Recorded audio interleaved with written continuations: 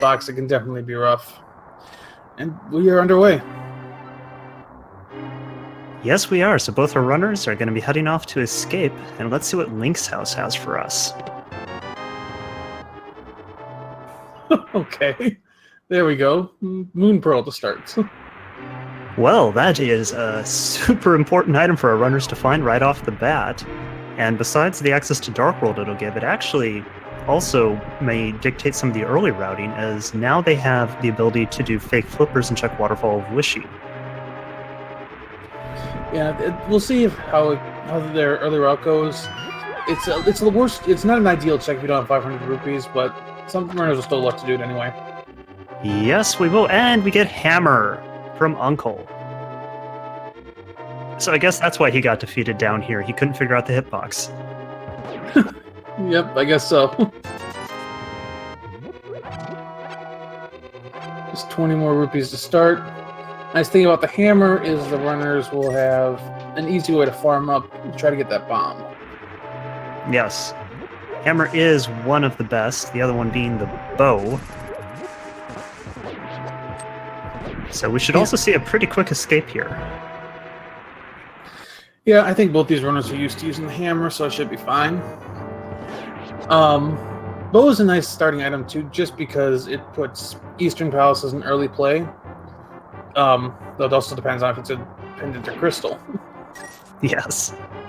So one of the other things with the hammer in here is that most of the screens don't require up hammer smashes, and the up one is the worst hitbox by a considerable margin. Yeah, absolutely. You generally want to go right, down, or left. Those all are easier directions to deal with. Looks like we're seeing some different strategies. Fatboy is choosing to just go through this, hit enemies that are kind of convenient, while Zebra is going for as many enemies as he can. Yeah, both of those are reasonable strategies to do. An interesting note, so some people will choose to wait until they're in the second half of Escape when there's all of the rats and snakes, as there's quite a few more of them than there are of guards. Yeah, and the other reason a lot of people... Oh, we have a bomb upgrade, not bombs. Unfortunate. The other reason people will wait is because sometimes you'll get a chest here in the first part of the escape sequence that'll have bombs.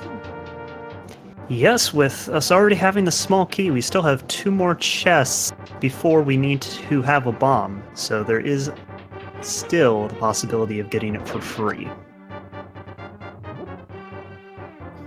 The other reason a lot of people will wait for the rodent pack with the rats is because they generally tend to have more, at least in terms of the random... There's our bombs. Excellent. The rodent pack tends to have more in the item drop pool with bombs, at least as from what it seems. It could be confirmation bias just because you can kill so many snakes and rats at once. Yes. So it was interesting to note there that both of our runners elected to throw at least 1 pot at the guard instead of just do the 2 hammer smacks.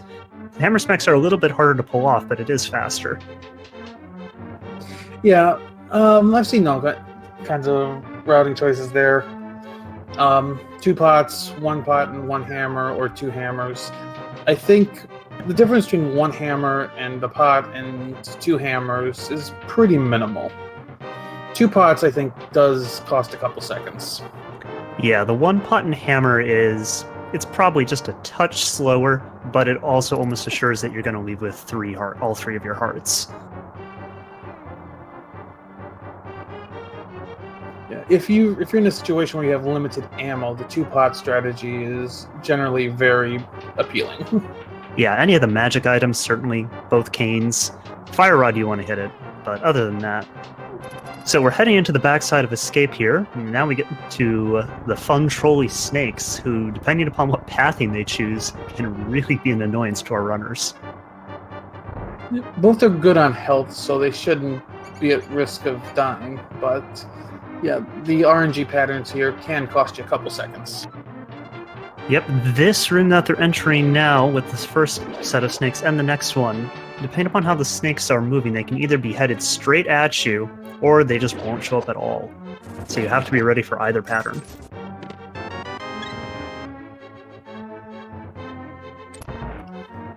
Get a little more health here. We still have 3 items, I believe, to find in here. We have 3 items plus the map. Yes. And Zebra does find another red rupee from one of the snakes, so he's over 60 rupees now. He'll be able to buy bombs in Kakariko Village if he doesn't find any of the bomb drops, though Fatboy will also be able to get that money out of the back of Blind's hut and well. Fatboy unfortunately got a little bit worse of a rat pattern there to get the key. Yep, and now we're going to go check the 3 chests in the back of Escape. Let's see if this will give our runners any more progression.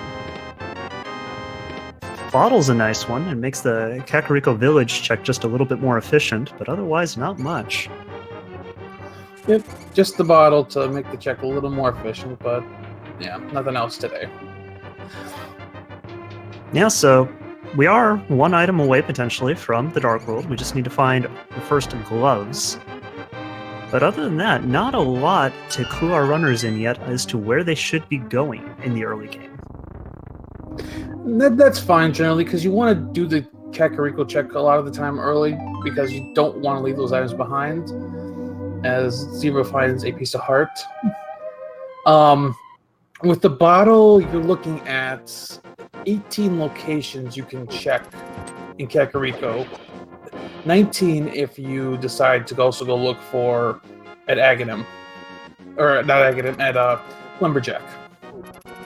Yes, and it looks like both... Oh, no, just Zebra is going to skip Lumberjack. Or no, both of them are. They're just taking different routes away from it. Yeah, it's not a bad idea. You got a couple bombs already, so you don't need to farm them up. Yeah, with the start of the seed they have... Oh, and look at that. The Tier 2 tree pole has bombs anyway, so they're going to be set for the early game now. And I like both of our runners electing to pick up that red rupee. They know they can do fake flippers, and they also want to be able to pay off the bottle vendor in Kakariko. And there's a lamp. Okay, that's a nice little thing to have early. But yeah, still looking for that next piece. Yeah, lamp's an interesting item. A lot of our runners are actually starting to not like finding it because they've become accustomed to doing all of the dark rooms, and they hope they can get an advantage by their opponent not necessarily knowing them. Yeah, but at the same time, the lamp is nice because it allows you to get anything you have to light torches.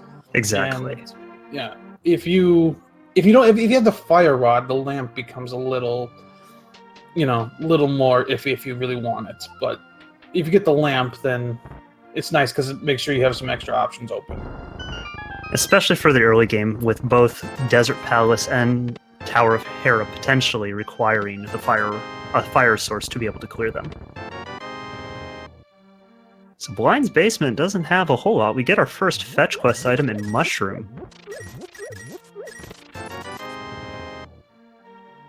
Not your favorite location to have to check in the early game. Yeah. It'll be interesting to see if either of these runners check the mushroom and then elect to save and quit if it's nothing.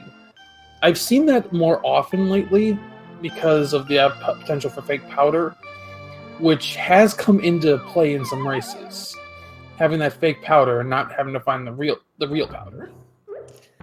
Definitely. The save quit thing is a great way to save your mushroom. The downside, though, with this seed is that it's a long walk over there right now. Well, it's actually not too bad if you go to the portal south of Link's house and fake flipper to it. It's a quick check. Oh, that's an excellent point. Well, we found powder anyway. So all that is not needed. But that's interesting because with the hammer, that puts Magic Bat in play right now. Yep, and we'll see if both of our runners elect to do it as long as they're here in the village. It's a great time to batch it all together. And when you get the hammer and the powder this early, it does make you think that the bat has something. And at the very least, it's not that long of a check, and in the early game right now, they don't have that many locations open to them, so you really don't want to skip it and leave it as an orphaned location. Yeah, you could run it in later if you have the mirror when you're doing the lumberjack stuff, but it is a quick check to do right now, so we'll see if the runners do elect to do it.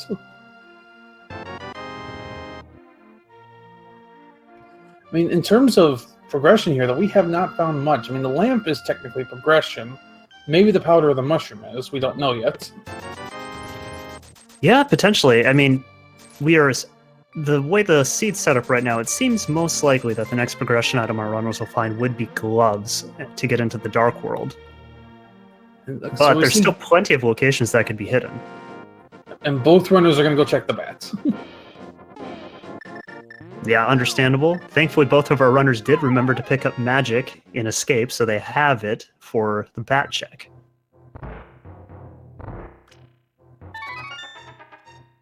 So what will our runners be cursed with today?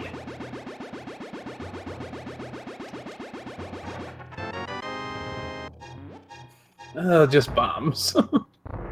Yeah, not what you're hoping to see. 16 is more than enough to do everything in the early game, and actually most of the rest of the game as well. Yeah. So, Fetch Quest number 1 doesn't provide anything. We still have Fetch Quest 2 pending with that mushroom, though. Yes, we do, and we're gonna get the last 2 items looked at here in Kakariko Village, and then we should be off to South Shore.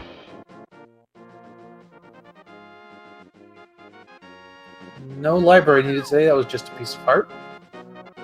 Yep, and so will our runners elect to... So Zebra almost faked me out thinking he was gonna just blind check race game, but jumps off the ledge at the last second. But he needs to do it anyway! And so Fatboy's going to save some seconds here by just doing this race game blind. So that is going to be our gloves, and with that, we're going to have just about 12-minute Dark World access. So that opens up a lot of interesting routing decisions. Yeah, that puts a lot of Dark World in logic. That also puts Death Mountain in logic, though not much of it. Yeah, there's 2 items our runners would have access to up there right now. So, if you're our runners, do you still just continue with the normal South Shore check? I do, because of just how many items that are down there. I don't like leaving those items down. But yeah. Zebra's he's diverging here. He's not gonna do the South Shore. I'm interested to see what he chooses to do here. There's a couple options he could do from this, and we get our first map check. 3 crystals in the Light World, with one of our 5-6 crystals being on Desert Palace. Interesting. Let's see how that plays out. Where is Zebra going? I wonder if he's heading into the Village of Outcasts. Yeah, it looks like it. Oh, Fatboy found the flippers.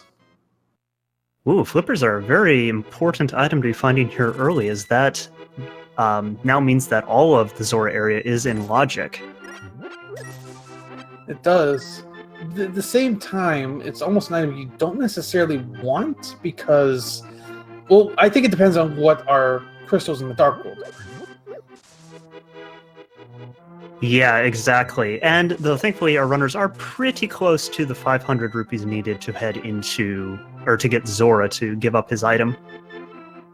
Zebra looks to be a little lost here in the Lost Woods, living up to its name. You always think coming in from that way is a good idea until you realize, I don't know how to get over to the portal from this entrance. Yeah, exactly. It's very, very rare for you to ever want to come down to the portal from that direction, so it's not surprising he's not familiar with it. But we are going to get a Village of Outcasts check in maybe Skull Woods. And here's our map check. So that's a very interesting map setup. Swamp, Turtle Rock, and Skull Woods are pendants, with Swamp the green. We've got Ice as our other red crystal. So a whole bunch of stuff is now... There's a whole bunch of logic stuff that just came into play with that. For one, the fire rod might not even be needed. You're correct, yeah. And that's a rarity. It depends on where Bombos is. Exactly. We also might not need to find the mirror, with Swamp Palace being a crystal. Yeah, we got... In that sequence, we got a lot of the high requirement dungeons as pendants. which could mean less items needed for go mode in the seed. Yeah, this could potentially be a very fast one. Though one of the other important things we do know is that Flute is required as Misery Mire is a crystal, so our runners are really going to be wanting to find that as it's a very major mobility item. So far, though, we haven't seen any other big items yet after the flippers. Fatboy's doing the flipper checks. Just 5 arrows from the hobo, 300 rupees in Skull Woods. Yep, and he didn't find much in the mini Moldorm cave, so... He's actually a little short of being able to check Zora. I'm curious if he'll be able to find those 52 rupees. And he chose to save and quit after that. I don't think he did Ice Cave either.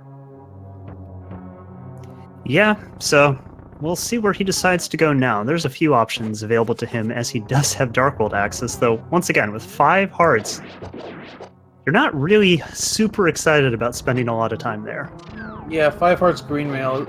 Zebra's even in worse shape with 4 hearts green mail. And having to get around these Gibdos.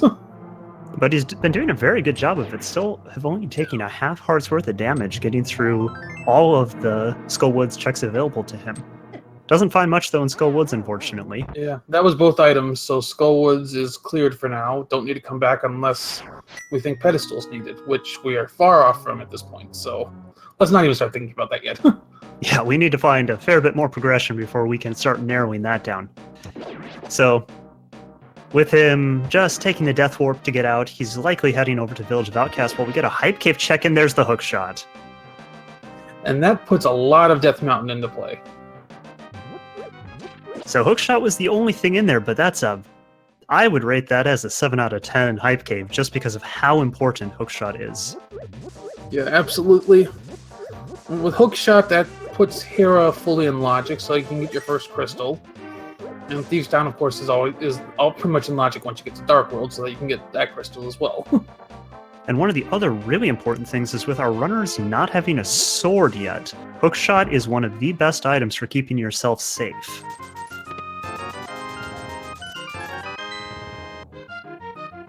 Meanwhile, Zebra doesn't find much in the chest game.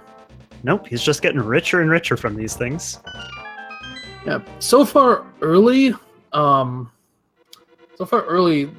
had the better route. He's found a couple of better items, but we're still early. Yep, Zebra heading right into Thieves Town without clearing out the rest of Village of Outcasts, and Fatboy gets his map check, so he now is aware of the interesting pendant locations we have. Now this is interesting for Zebra in that he has 4 hearts in green mail. This is going to be... he's got to be very careful in here. Yeah, how would you feel about trying to do blind with hammer and 4 hearts? Not good at all. I don't think they're... I would probably have held on this check a little longer and done some more overworld first. We will see. He might elect to just do the first 4 chests and leave, but if he's planning on doing that, I would have preferred to see him come from South Shore, but he does find the blue mail, so he's a little bit safer.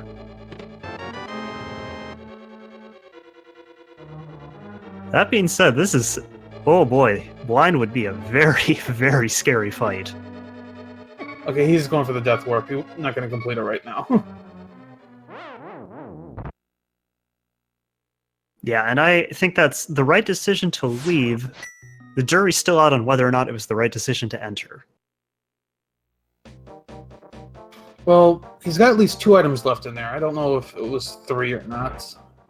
I believe it was 2.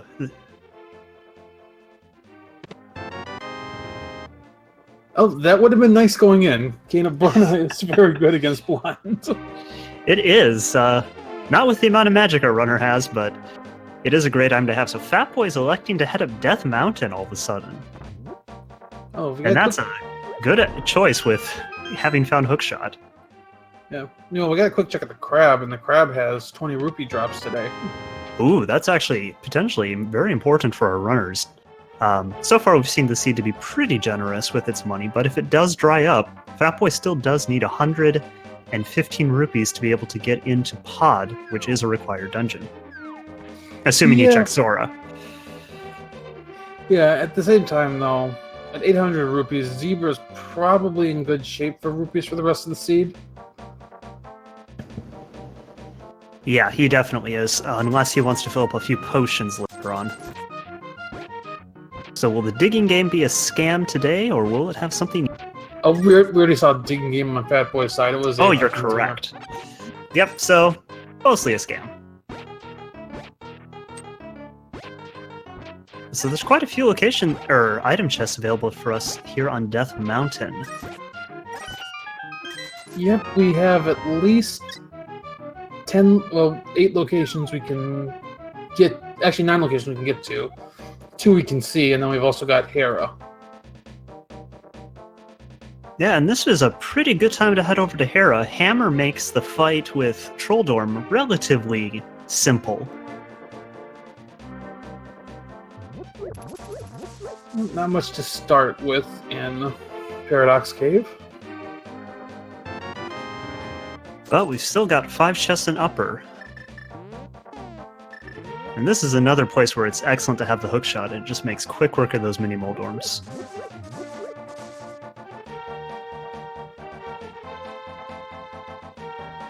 There's Ether. We do need 1 medallion, so that might be needed. Yep, we won't know until we get the flute what Meyer holds, or what Meyer's locked behind. Yep. So Fatboy's going for the bomb jump to save a little bit of walking.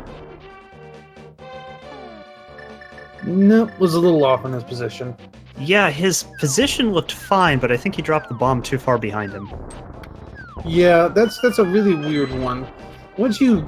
Oh, nice pull from Zebra. Yeah, that's actually an easy bomb jump to pull off once you know how to do it. You basically just get into the corner there, facing out, and then just drop a bomb. Yeah, so Zebra grabs his hook shot, so he is now caught up with Zebra in terms of the important progression items that we know of for now. I still need flippers from the South Shore. Yep, we will need those at some point, depending upon whether or not Zora has anything. Yeah, I mean, technically, depending on how the seed plays out, the flippers might not be required. Well, the flippers are required logically for Ice Palace. Yes, but they are. If the flippers don't have anything important behind them, you could technically sequence break them out. Though Zebra's going to pick them up anyway. Yeah, and to some degree, it's actually kind of unfortunate to find them, because if we find Mir, it would put Swamp Palace in logic, and that's a long check. So Fatboy's up in Tower of Hera now, with 1 heart. Not that big of a deal. This is a fairly easy dungeon. He's gonna death warp there just to get his hearts back. Yeah, and that's probably takes almost the same amount of time as walking back up, as they don't have the mirror yet. So Zebra's doing his South Shore checks now. It's gonna be interesting to see how much, if he chooses to check anything extra beyond what Fatboy checked. Because Fatboy left the Zora area, he also left the Ice Rod Cave. Yes, he did. And that is another 5 items that he hasn't seen. So we'll see if that's important. Fatboy making good use of the hammer to just smash those beetles.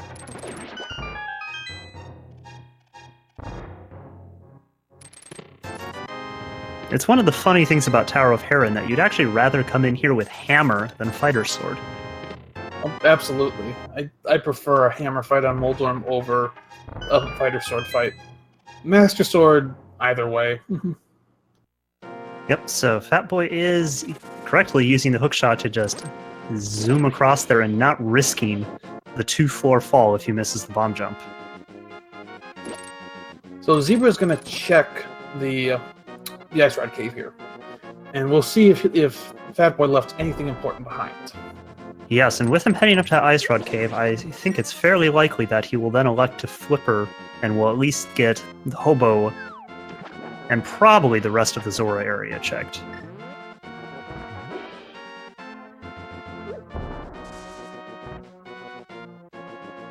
If they did leave something behind, that could be big. Because who knows how long it'll be until he gets back here. Yeah, Ice Rod Cave is not a location you ever want to walk to, and even once they find the flute, it's still not quick, but it is just 20 rupees. Okay, So that might be a location that weighs on his mind, but he's not leaving anything important behind as he takes a fall on Moldorm. Yes, Trolldorm is living up to his name and giving our runner some early problems. And yeah, Zebra's doing his flipper check. He's probably going up to Hobo, and my guess is he'll head over to the Zora area. Yeah, if I was him, I would definitely want to. It's a great time to route all of that in. That boy's having a little trouble on Moldorm with this hammer. Yes, he gets a slash in there, but Trolldorm is hunting him down. Ooh, oh, and he goes down again. Yeah, Trolldorm traps him in the corner and just runs him off the ledge. Fatboy did an excellent job there of surviving the first two bodies by holding the correct opposite direction, but unfortunately was not able to get that last one.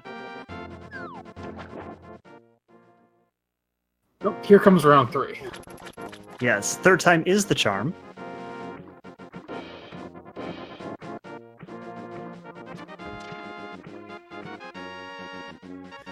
Yeah, this is definitely a fight to practice with hammer, just in case you have to do it with it. Moldorm actually has predictable patterns after you watch him for a while. Yeah, he has... And there we go, the third hammer slash and a few hammer smacks of frustration on Moldorm's exploding head. And we need to go to the basement. Yeah, well, thankfully we do have the lamp, so we can check it, and we get our first check of the waterfall cave, but it just has some ammo upgrades.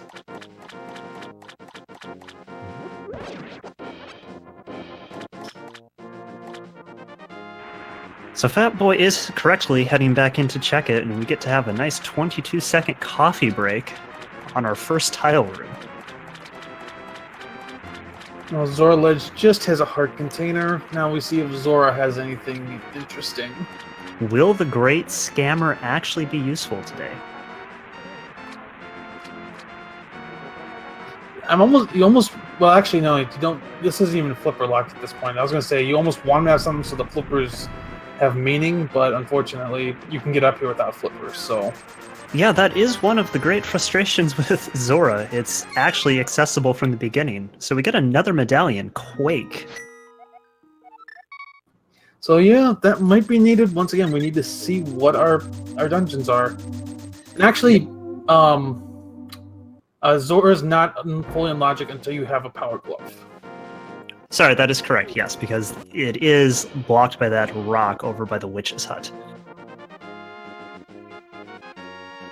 Alright, Fatboy down to 1 heart. What will he get down here? And while he's checking this, it looks like Zebra is also going to make his way up to Death Mountain. An excellent choice for him. He's going to give us a lumberjack check here. Interesting decision to make the check now, but having skipped it earlier. I mean, so far though, up in Death Mountain, we didn't see much. Nope, Fatboy takes his death warp to get back out of there. Oh, Zebra checks it, but I couldn't see what it was. I think it was off screen on our end. I didn't see that either on either the restream or the live one. Chat, did you happen to catch that? Because it certainly seems like he knows what it is. Wow, the suspense there. Well, we'll have to find out if that is actually ended up being important. It's certainly unlikely with all of the items our runners have independent locations, but it could happen. And Aga locking something in the Lumberjack Cave with this early Dark World access is one of the worst trolls that could befall our runners. Well, the thing is, even if it is needed, it won't be needed until we have the boots. So it could still be a little bit. So Fatboy finishes up Spiral Cave, and let's see where he decides to go now. He's coming back to Death Mountain. Oh, he did not check. He did not check Spectral Rock. Ah, okay. So instead of electing to jump down after Tower of Hera, he went over to Spiral Cave instead. Zebra is actually heading straight to Spectacle Rock, so our runners are going to high five here. Just a piece of art. Yeah, I mean, I don't know. I mean, I think the Ether Medallion is the only interesting thing we saw up here. Yeah, Now- I'd agree with that, which is surprising considering the number of chests. And unfortunately, without an invulnerability item, you can't do Spike Cave right now. No, our runners do not have enough hearts for that. And I think they might have had enough if both bottles were filled. I don't remember what the exact heart count is. But that's not the case, so that boy's heading elsewhere.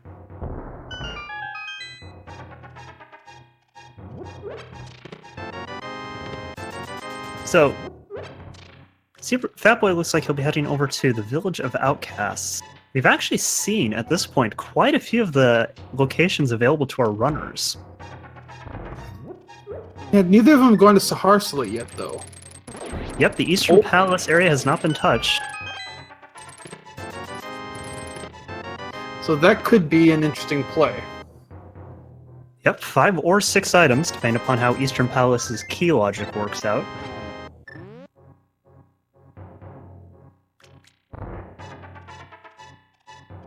We also haven't been over to Desert. There's only 1 item available to them right now, but that Aegon's Cave does like to troll people. And of course, we also have the backside of Thieves Town, though our runners are starting to get to a health where they'd feel somewhat comfortable going all the way through there, but it's still going to be tight.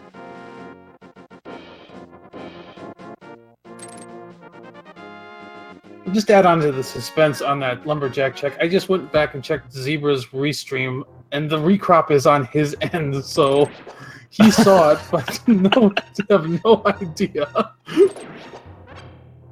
Well, that is absolutely excellent. We'll have to ask him about that at the end of this, assuming we don't see it in the run. I mean, it's a very interesting thing. But I don't know, like, most of the time it's just rupees or a piece of heart or something. We'll know if he finds boots, if he saw something interesting. That we will. So Fatboy is doing the full Village Outcast check before potentially heading into Thieves Town. Yeah, so if he goes into Thieves Town, that'll be interesting, because we know Zebra dipped out after checking the first 4. And Fatboy will be a little bit better equipped in there, so he may go in full clearance. Yep, 7 hearts right now, and we know the blue mail is in there. That is enough to do it. With some, and with the powder, we'll give them some safety, but you still have to be really on your game for doing the blind fight. Well, he also has Kina Burna, and that'll help too. That it will. It's not enough magic to do the entire fight, but it can get you through the last 2 phases if you use it correctly.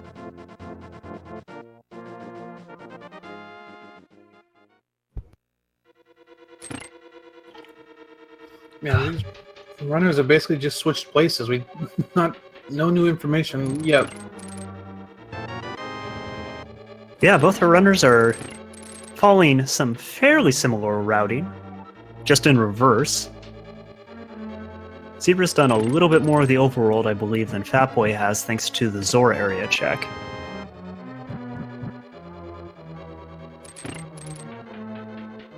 But yeah, right now it's a very close race between our 2 runners.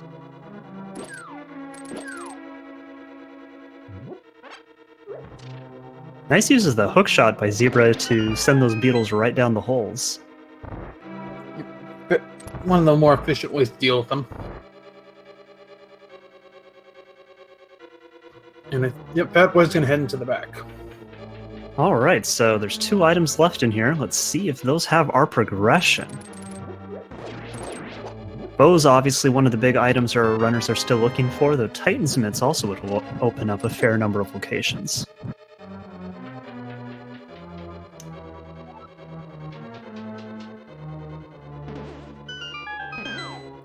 Now, we still need quite a bit here. We need bow. We need either Bombos or Fire Rod. We need flute, need the Kina Samaria. Might need boots. And we also need 2 swords. Yep, you just kind of assume the swords will happen at some point, but they certainly can be a frustrating thing to find. Yeah, I mean, The thing is, we've had races where runners will not find their second sword until after they've cleared Ganon's tower. Yep, and that is one of the worst feelings as a runner. So Zebra's on to his Trolldorm fight. Let's see if Trolldorm can claim another victim.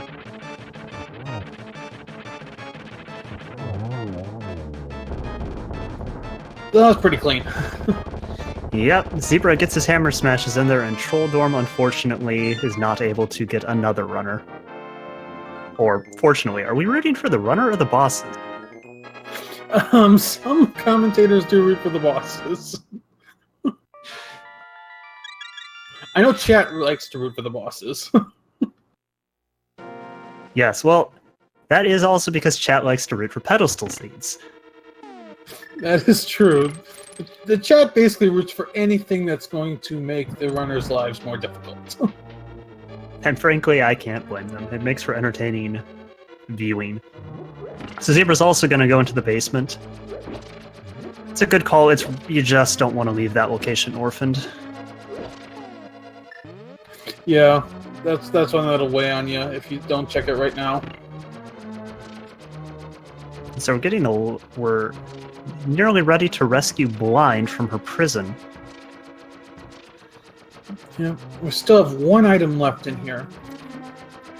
Yeah, and it's just not outside of that blue mail, which is a very helpful and good safety. Again, no progression.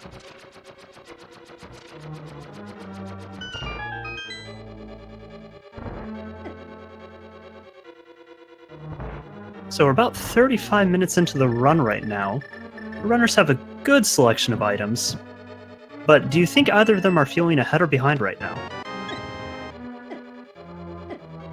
It's a good question. I don't know. As Zebra's trying to take a death warp here. Yep, blue mail and skulls, it takes a while. I might be feeling a little behind because I have not found anything for big progression at this point. Like, I still basically have 1, 2, 3. I still have 5 crystal dungeons that I can't complete. Yeah, and I think both of our runners have a scenario where they could feel behind. Fatboy with his falls to Trolldorm, and Zebra with the entirely empty Zora area check. Now, Zebra's going to get to check the Spike Cave here. It might be a little bit of a rough check, but we'll see how he does. Fatboy down to 1 health, remembering he does have the Cane of Burna, but he's running through magic quickly. Yeah, he's got to be very careful there. And he just gets it down. Whew. But neither has our progression. Nope, that full heart is nice with our relatively low health at this point, but our runners would much rather be able to get into more crystal dungeons. Now, I wonder if Zebra's going to go make the Sahara Slit check now. Nope. Where is he going? Yep, I don't remember. I thought he had done all of... We have not seen Mushroom yet. No, we have not. And that was a very early pickup. Yeah, if this ends up being something, this is definitely going to make the runners feel behind. Fatboy's looks like he's going to do the Sahara Slit check. Yep, both of these are very good plays. And let's see if our friendly neighborhood witch actually has anything useful for us today. Also, with the amount of money Zebra has, he could also fill up his bottles if he wants to. Yep, definitely a good pit stop, potentially. Oh! Wow! There you go! So that is a huge find. One of our mandatory progression items in a fairly out-of-the-way location. Yeah, and Zebra's going to press his advantage at that, and he's going to go check the 6 chests on Dark World East Death Mountain. Yep. Fatboy, though, does only do the Shrossless Hut Dip and decides not to go into Eastern, so that could be a time save for him. We'll see. Depends on where that bow is. Yep, Vanilla Bow location is just a wonderful, wonderful thing. I think Fatboy's going to check the mushroom now, too. That's very interesting. And a good call from him. He'll be well, he might be very happy, he also might feel very behind.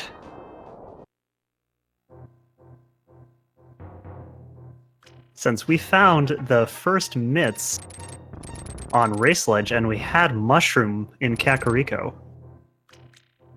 Yeah, so you could definitely have had those Titans mitts for a while. So we're gonna get our check of Super Bunny Cave. Oh, the worst meringue, red meringue. Zebra elects to not refill his magic from that pot by the first chest. I'm kind of surprised by that. Yeah, it is a quick pot to pick up, though he doesn't have Spike Cave to check again, and he can't get Turtle Rock right now anyway, even if he has the medallion for it. That is true, though he's not likely to get a full magic refill until he clears a boss. So we got our Turtle Rock check, and it was Ether. We still need a sword and the cane before Turtle Rock even starts to be in logic. There's a mirror, though. Wow. Well, that is a very nice item to have, though with Skull Palace being crystal, it wasn't necessarily required. And boots! Okay. That is interesting. So Hookshot Cave was clearly the right play. Yeah, so that puts Swamp Palace fully in play.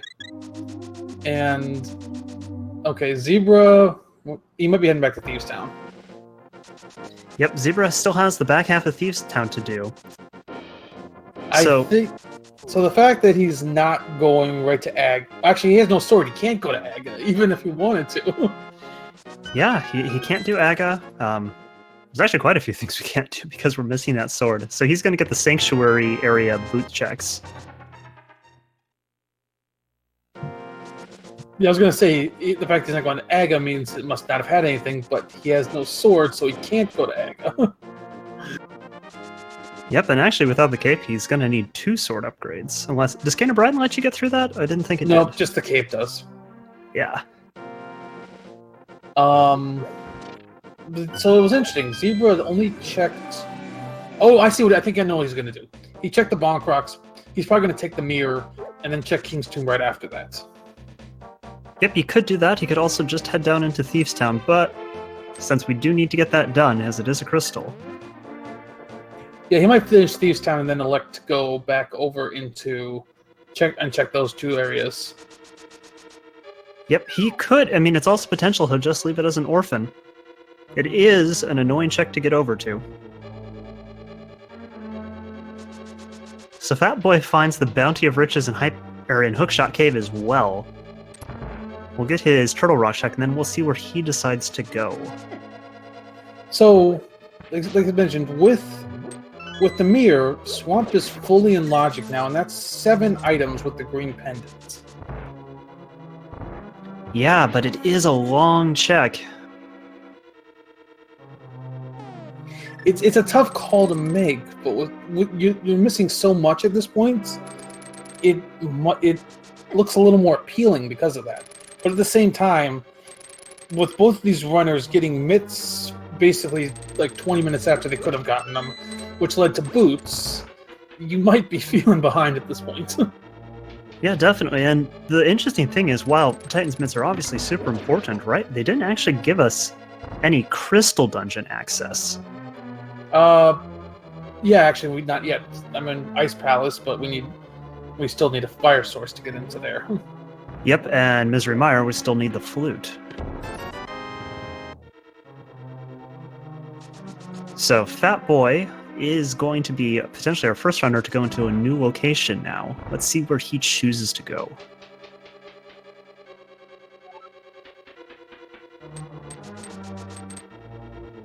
So he wants to get the boot locations as well. Yeah, Swamp Palace has got to be looming right there as this big, like, oh man, do I want to go do this?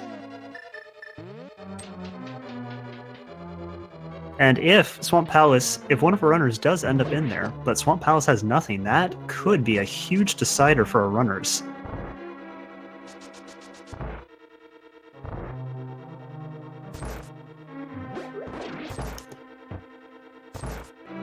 Let's see what's in here. Zebra did not check this, but it was just 20 rupees. So with both of these caves not having much, that makes me think that Desert Palace is probably boots locked. Yeah, we still need either the flute or the book to get into deserts. Eastern and Pod are still both there.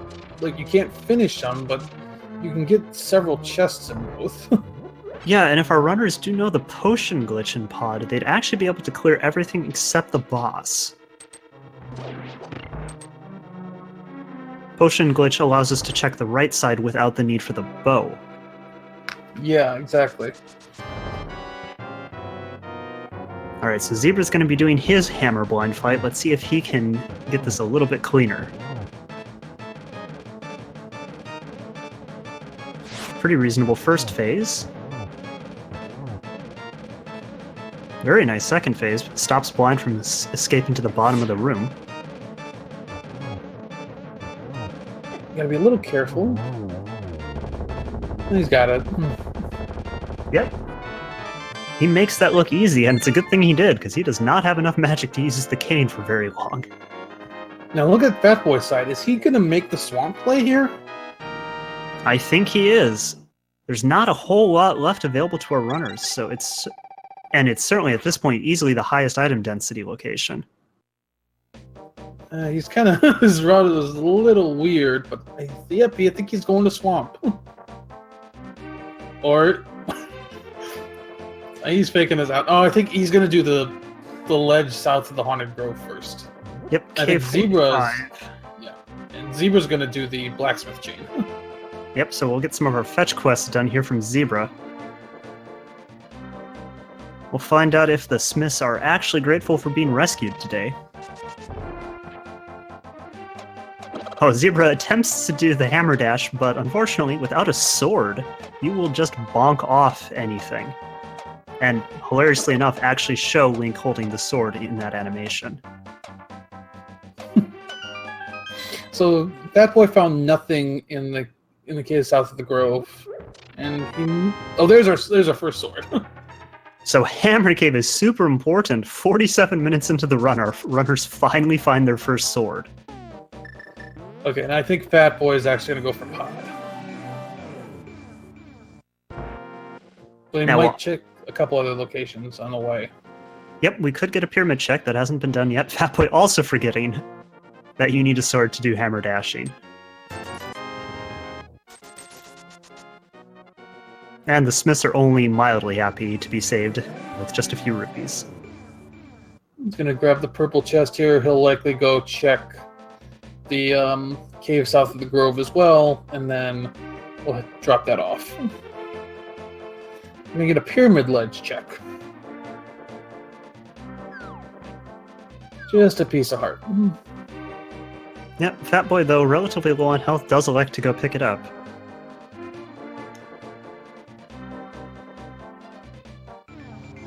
So will he decide to go to Catfish? No. Catfish is one of those items a lot of runners just love to skip. It's so out of the way, and there's no real good time to check it. Yeah, if with boots it's not such a bad check, but it still is out of the way.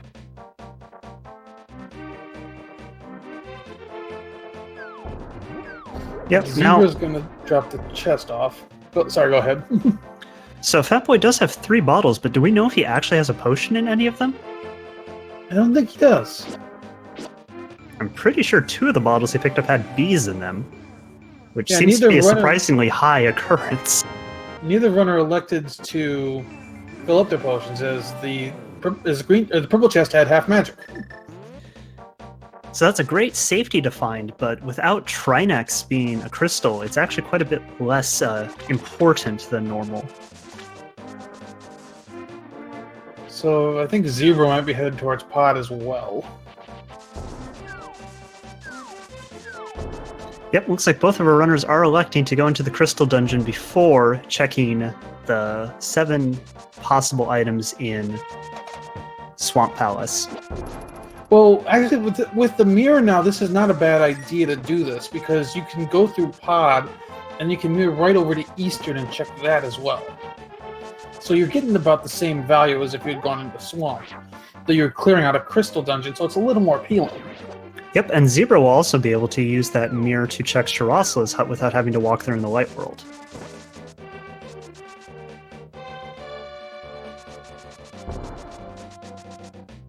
But Zebra's going to do the catfish check. Yep, and so far, as we found out, the pod is not key-locked, at least for most of the front half.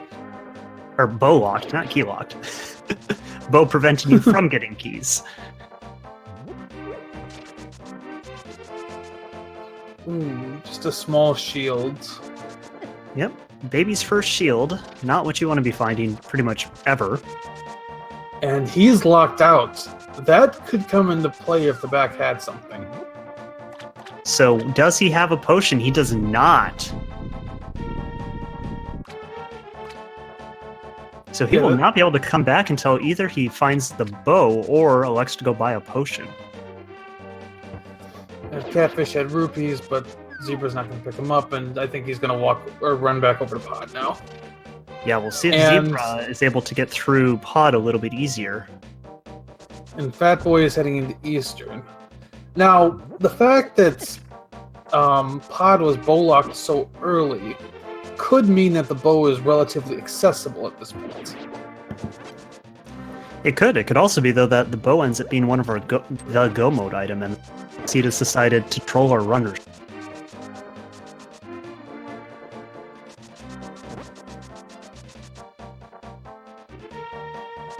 And so we'll be getting our second chest here in Eastern Palace. And Fatboy, remembering he does have the hookshot and can take the shortcut to it.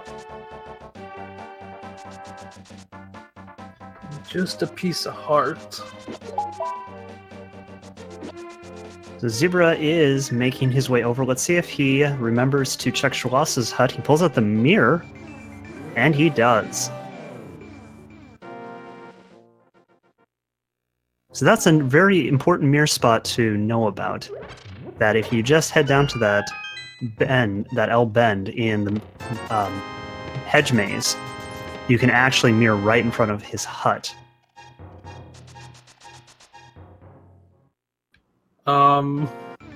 What's going on Fatboy's screen? What has happened to the skeletons? I think he stunned an invisible one? Yeah, he did. Okay. I thought they were saying he might have soft-locked himself. So Fatboy has demonstrated why you should probably not use the hookshot in that room. That's a unique one. I've never seen that before. Yeah, neither have I. That's new. Yeah, so folks, if you're wondering what happened there, the skeletons actually are in the room but invisible. And Fatboy managed to stun one or more of them with the hookshot, and which also knocked them out of the locations they were in, so he was not able to hit them with the standard pot throws you do.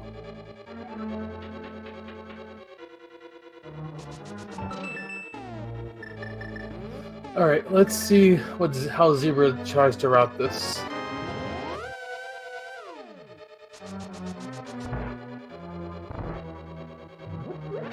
Yep, Fatboy is heading to the last item he can check in Eastern Palace.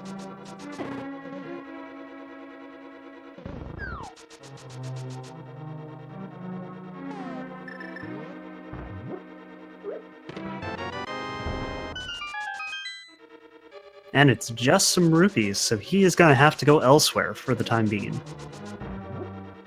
And Zebra's going to do the same thing that Fatboy did, so he's not going to have access to the back either.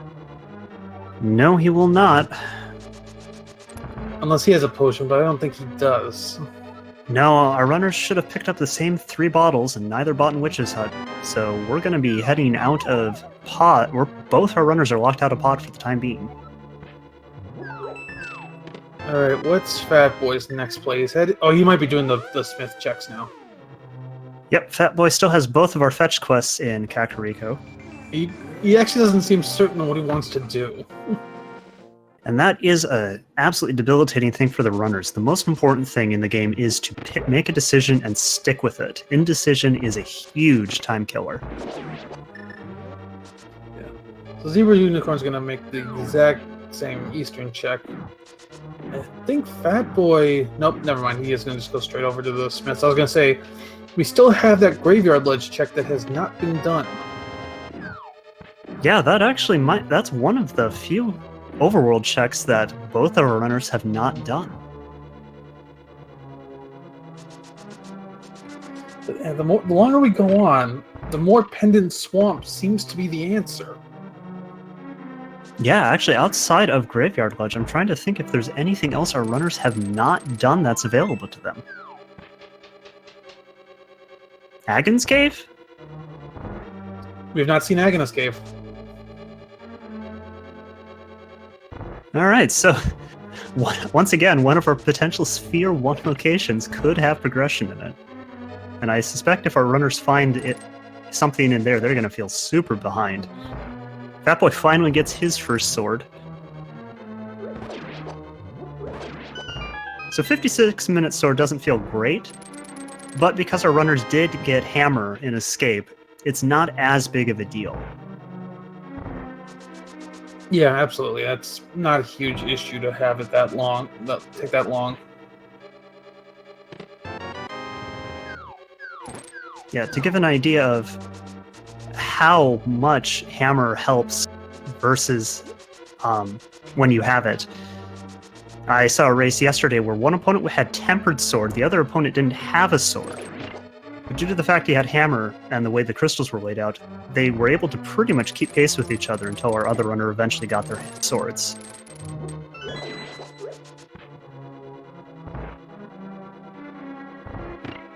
So once they get out of here, once Zebra finishes, as she's about to, and Fatboy... Well, Fatboy's kind of got a nice route here because he can take that purple chest and he can go straight to Agona if he wants. Yep, he could head to Agina's Cave. Also, if he could, do the lunchbox and then head straight over to Swamp Palace.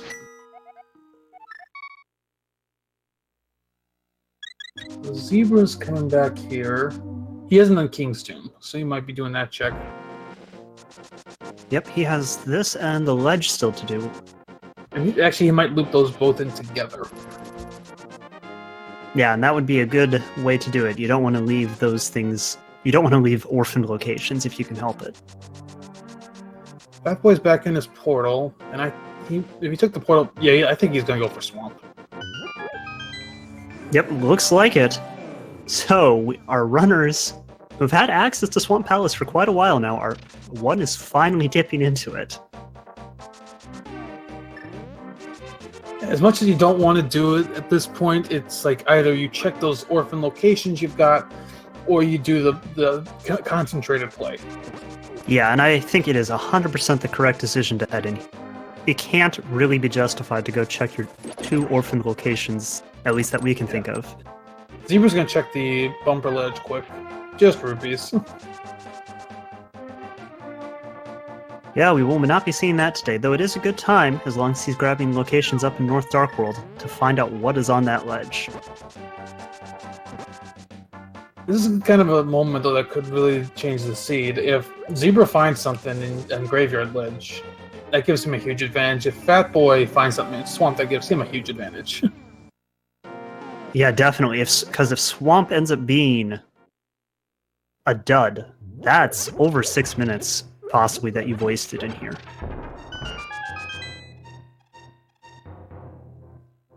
Graveyard Ledge is nothing. Alright, so we can only think of one more overworld location that our runners have not checked. We'll see if Zebra elects to do that, or if he just heads straight for Swamp Palace.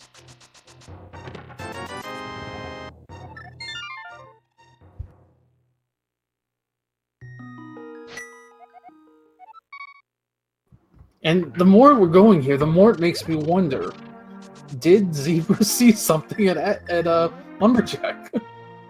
That's true, and hilariously enough, he still does not have access to Aga 1, even if he wanted. Yeah, he either needs the cape or he needs a second sword. And if that's, I don't know, like, there's a ton that could be in Swamp, so it's still too early to really call whether that's going to happen or not. That it is. So, just a little bit behind Fatboy, Zebra is making his way over. So our runners are very close to each other at the hour mark, which is incredible. So far, nothing in Swamp, but we've only seen a couple chests.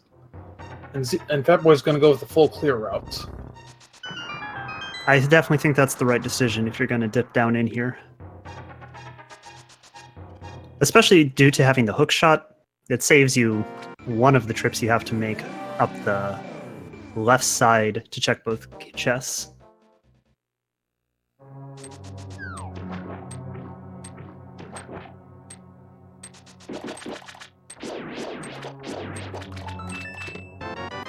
Man, this seed, we're an hour in, and we're bottlenecked. Yeah, we've had these runners have checked about everything they can.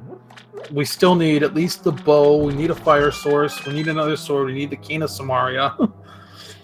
Yep, Cane of Samaria, bow, and flute are the 3 items that we for sure need. And depending upon medallion for Misery Mire, we might also need Bombos or Fire Rod to be able to do Ice Palace. And Jeff pointed out something interesting in that Fatboy has not checked the Zora area yet. So if he finds something in here, but he needs Quake for Mire, that could throw him off as well. Yeah, it could, especially depending upon how many locations get opened up by Swamp Palace. It could take him a while to get over there.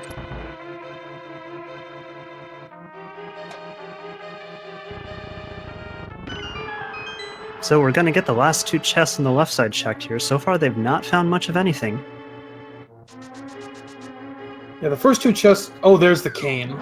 Alright, that doesn't open anything by itself, though. Or No, wait, but that does open Turtle Rock. That's true. There is 1 chest in Turtle Rock that our runners can check now. And actually, if the chests are aligned properly, you can get to Laser Bridge. Yes, if the small key count and the big key work out just right.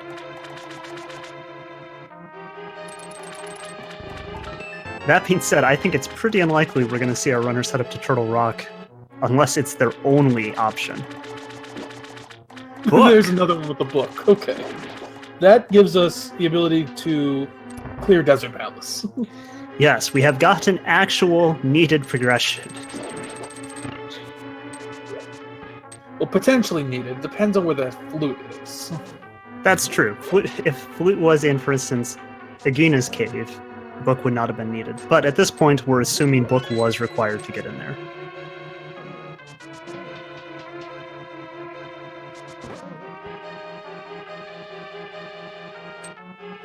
Zebra's also electing to do left side, which again we think is a great decision with the amount of items we need.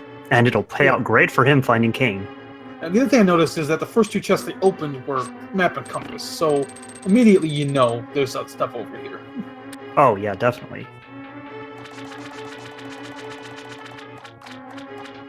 Heart and ammo in the last 2 chests, and it does point out that our runners are only on 10 hearts at just over an hour into this run. It's not too bad, at least, with Blue Mail. Nope. We have just 1 more item in here. At least like I said, we have extra places to check now. But I mean, this so far has only opened up 3 locations for them. 2 in Desert Palace and 1 in Turtle Rock. Yeah, and an interesting thing is, so they will get the green pendant out of here. But do you really want to go turn in the green pendant until you find Bow and have a reason to go back to Eastern and Pod? I'd say actually yes, because if you put the investment to come in here, you might as well. So Fatboy is electing to do slideshow strats on his boss fight. Now this is slightly slower than doing Fighter Sword spins, but if our runner is more comfortable with it, it's definitely safer. Yeah, sure.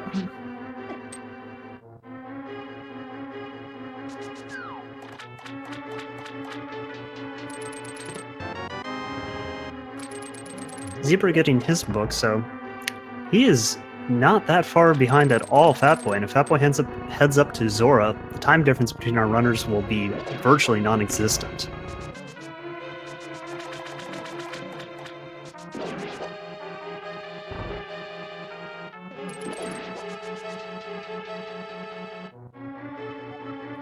Fatboy's doing a pretty good menu boss here.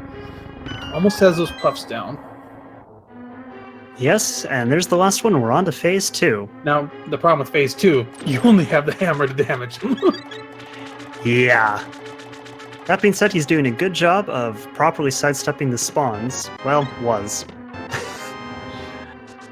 Yeah, this is why Hammer Argus can hurt in this phase. But he does get it down. Yeah, if you lose the script for that fight, Argus just plays pinball all around the room. But yeah, that's it. We got a book, we got a cane. The cane is absolutely needed. The book might be needed. And we still have that green pendant to check. Yeah, so let's see where Fatboy elects to go now. He's got... So interesting, he does choose to skip checking the Bombos tablet. He can't open it, but he can see what's on it as he now has book. That's true. He could at least... Or is he thinking about that now? Oh, there we go. Well, better to grab that now than completely forget about it, so... Zebra's also going to go with menu strats on this one.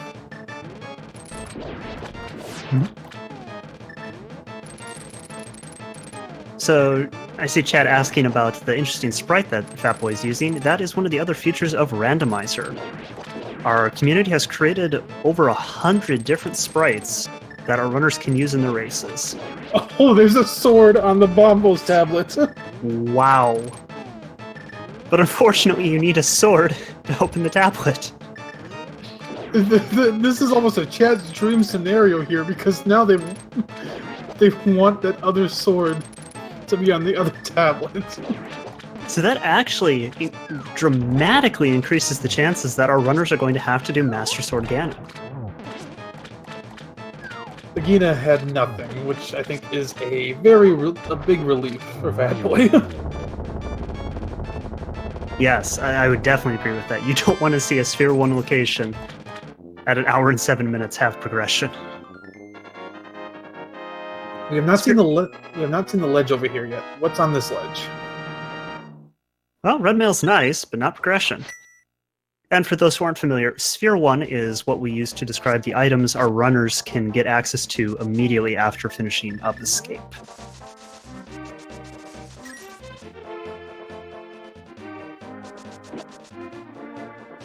So both our runners are electing to make the play over to Desert Palace, which, with what they have access to, is, I think, the correct decision.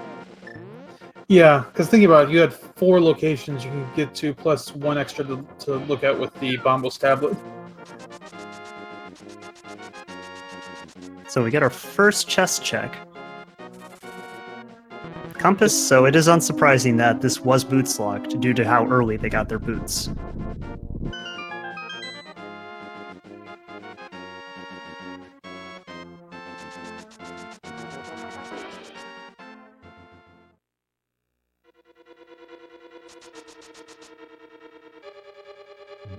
So let's see. Still 2 items to find in Desert. Yes, will Desert give our runners more progression, or will it just send them elsewhere? Either way, it needs to be done, because we're going to get our 4th crystal. Yeah, absolutely. Actually, no, this will be 3rd crystal. Oh, right, sorry. Swamp Palace was pendant. So as the runners, that actually has to feel kind of bad. Getting your 3rd crystal, it'll be around, north of 1 hour and 10 minutes. You're still so far from go mode at this point. And there's Cape. So we know that the bumper cave has nothing, but again, we might actually get to see if Zebra found something and Bombos. And So that's Bombos, both items. And that Bombos puts Ice Palace in logic. Yep, so our runners can now full clear Ice Palace. But we'll know, basically, if that cave had something, if Zebra elects to go straight for Aghanim after he's done in here. Yes. So the other interesting thing we're about to see is, so our runners don't have a great item to be doing Land Molas with. Well, the hammer's not too bad. It's not too bad, but it's not really what you're looking for either. It's true. So Fatboy did go pick up the red mail. Not too surprised. It is a nice little upgrade for safety. Yeah, You're not exactly loaded on hearts. Exactly, and with boots, it's just a couple of seconds down and back.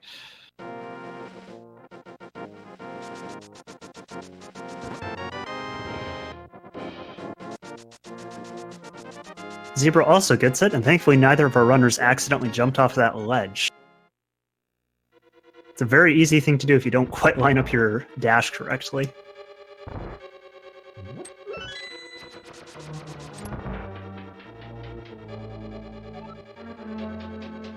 Yeah, our runners are just rooms apart from each other.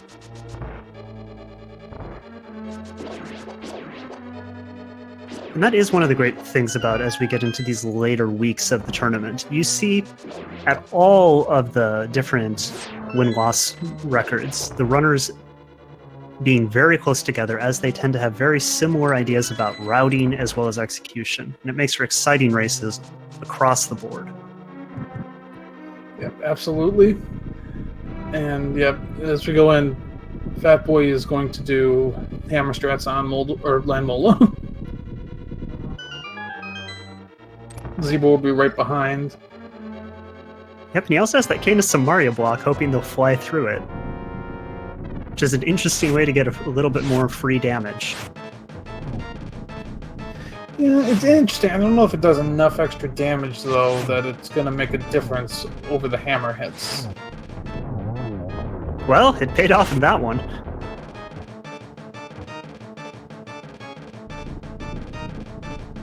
Fatboy's electing for Fighter's Sword for the last bit of the fight after taking quite a bit of damage. Yeah, unfortunately, Fighter's Sword doesn't really do any extra damage above... Their spins don't do any extra damage over slashes, I believe. But it does help with the timing to get the hit in. And he gets it down.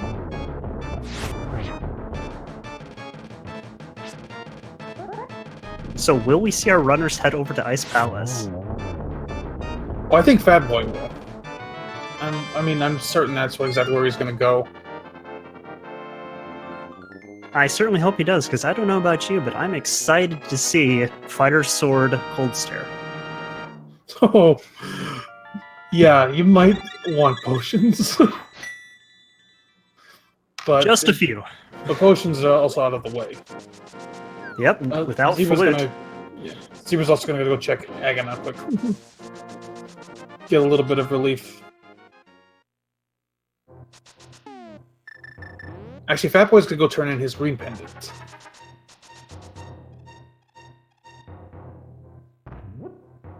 Yep, still never picked up a bottle or a potion, so he can't head over to Pod after this. So was green pendant an important item? Nope. So as it turned out, our runners could have mirrored out of Swamp Palace after picking up Boot. Of course, there was absolutely no way for them to know that. And I think Zebra's going to go turn in the green pendant too. I know he's just going to go to Ice Palace. So I think that's a pretty safe bet that Zebra didn't see anything in Lumberjack. Or is he going to buy a potion first? He might be buying a potion for Ice Palace. That would certainly be a safe decision to do. Yep, and that is what he's elected to do. Heads up play from him to get that potion for some added safety through what is going to be a very difficult fight at the end. Unless you find a couple sword upgrades in here, but we know where one of those sword upgrades is. Yes, there are only 2 sword upgrades left in Logic. And I don't know if we're going to see either runner at this point go back for that other sword. It's too far out of the way now. I think you're correct about that one. Though an interesting other thing to note with that one being sword locked, we know that is not one of the required swords. So there is still one sword somewhere that the game's logic considers required. Well, it actually could be a required sword, because the game expects you to have Tempered Sword for Ganon. But I guess it's fair to say it's not a required sword for our runners. I was under the impression the logic actually only required 2 of them. That's good to know. Nope, it doesn't expect you to do Master Sword spins on Ganon. I mean, that's certainly nice of it. But then again, the logic, the way it works out sometimes, is that you'd get that third sword after GT, or you'd have to go out of your way to go get the third sword on that tablet. So with that small key that our runners picked up, that'll actually make the routing in Ice Palace pretty easy. You'll be able to do left side immediately and not have to go around the long way. So I think at this point we're still 3 items from Gomo. We need the bow, we need the flute, and we need another sword.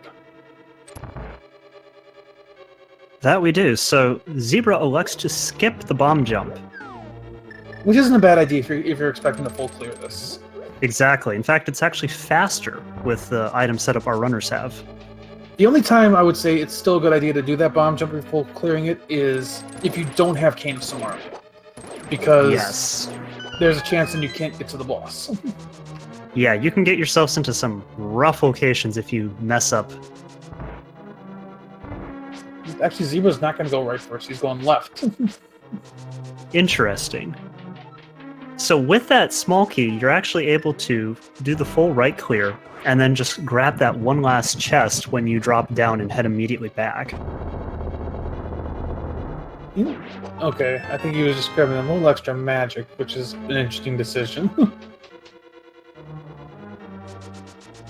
Yeah, magic... Well, they can use it for cape, but that's about it for this Gold Star fight.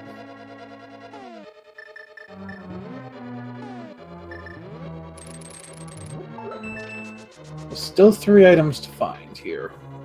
Yep. Zebra found the big key, but did not go check the big chest. He's going to check the right side first.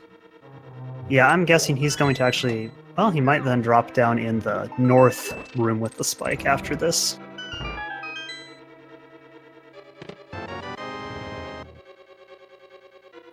Oh man, this Ice Palace is being withholding of its items. Fatboy is heading downstairs, so we're going to get to see 2 new chests at the same time. Flute! Ooh, that's a good important one. Alright, that opens up Myron. Since we have all 3 medallions, Zebra can definitely go in. But if it's Quake, Fatboy won't be able to. Yeah, this is going to be a big moment of truth when we get our check over there. It also unlocks 3 other chest locations. Alright. Because we're still hunting for that bow. There's one more item in here. We saw Fatboy pick up a piece of heart. And I think the last item's on Cold Stare. Yes, it is. We've seen all the other chests.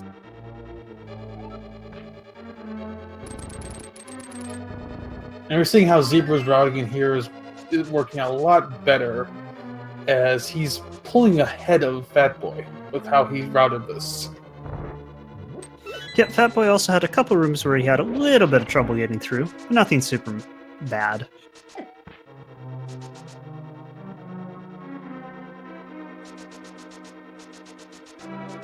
So we'll see if he remembers to steal this key and then head right back. I would expect him to. He actually had the... Oh no, we know there was an item in there, so he did have to check that. Yeah, there was still a possibility of an item being in there for him. Yeah. And the absolute worst thing you could do is have to walk back into Ice Palace to get one item. So Zebra's going to head to his Cold Stare fight. And he's going to have to do Hammer Strat Cold Stare. Yep, we'll get to see how this plays out for him. Red Mail and 11 Hearts does not last that long against Cold Stare Hugs. But it is a good thing that both runners picked up that Red Mail. It certainly is. But yeah, the other big difference here, though, is Zebra has a red potion if needed. Fatboy will not have a potion for this fight. Yep, Fatboy's gonna have to do it with what he has. And here we go.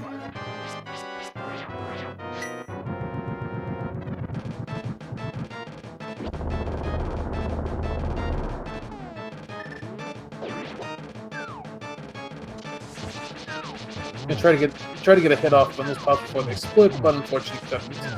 And now it's time for hammer hits. Yep, taking a lot of hugs early. He's already lost half of his health.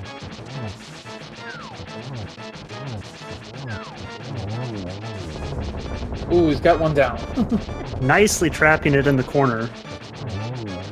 Takes one more hug, you'll probably need to use that red potion. Yep, gets 2 down. This last one should only be a few more hits. Very nice, did not even have to use that potion. But nothing else from Ice. So we have the flutes. He'll probably head straight to Kakariko to activate that, and go straight to Meyer. So actually, he might pit stop by Saharsla, because I don't think he turned in his green pendant yet. So I missed something. Fatboy is a key down from Zebra. Did he not check a chest? I think it was just routing differences. Because unless he I didn't see if he opened that last door into the switch block room, because that's the only place I think they could have changed in keys. Oh no, because there was an extra door that Fatboy opened that Zebra didn't. Oh, right, yes, I remember where that is now. Alright, so Fatboy's electing to do fighter sword swings instead of hammer. This is going to take a while, but it certainly is safer than doing hammer. Let out the bee, but the bee isn't going to do any damage. No, unfortunately, this is not the Mothula fight. Alright, so Zebra's activating his flutes. Let's see, like I said, he might go check Saharsla quick with the pendant, otherwise he'll probably just go straight to Maya. Yeah, I would expect him to go straight to Meyer here. Finding out if you can access that, well, we know you can access it, but find out if there's anything in the other 3 chests is a potentially big deal here. He's going to go into... So yeah, he'll likely check the 3 outside first, and then go inside. Oh, Fatboy's getting low here, down to just 3 hearts. Meanwhile, we do see anything... 1 heart. Anything other than the ice will kill him.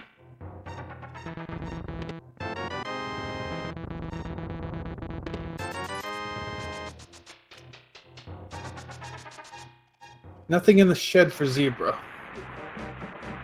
Fatboy dancing around trying to avoid these cold stares. That one got close to him. Now he's trapped in the corner. Oh no! Oh, man. Just slipping through the bottom of the screen. He's going to use Burna, but that's not... He's only going to have a little extra time.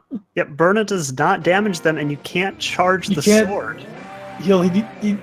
He does have Cape. He could use that instead. Yep, that's what he would have to be using here instead. He's down to half a heart. Anything will kill him.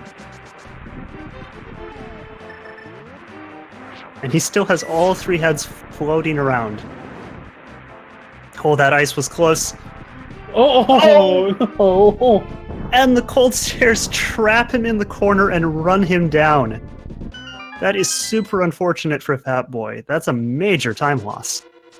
Yeah, and he's not going to go back. He's going to wait on that. I think he's just going to do that later, which is going to give Zebra a huge lead. Yeah, that's going to be the first major point where one of our runners has pulled away. So, the other thing is, it was ether to access Mire. So that means Fatboy will be able to come in right now. But we're facing another bad situation here. We're looking at Fighter Sword Vitreous. Ooh, that's a fun one. That's even probably worse than Cold Stare. Because there's not a good way to use Hammer. You're basically begging to find the bow in here. Oh yeah, certainly. So, actually, though, there is one interesting thing that our runners could do here if they're aware of it.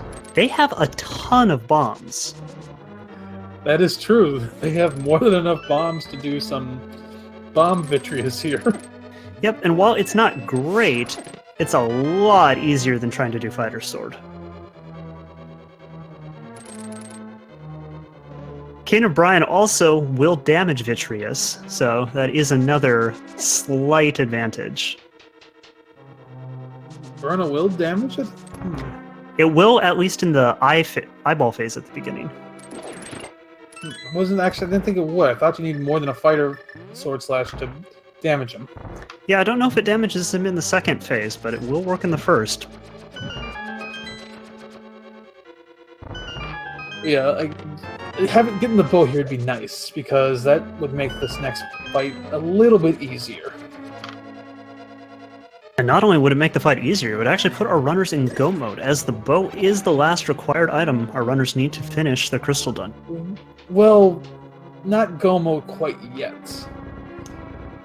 You still need another sword, and knowing that one of those swords is on a tablet, you might elect to keep checking chests and not just gamble GT.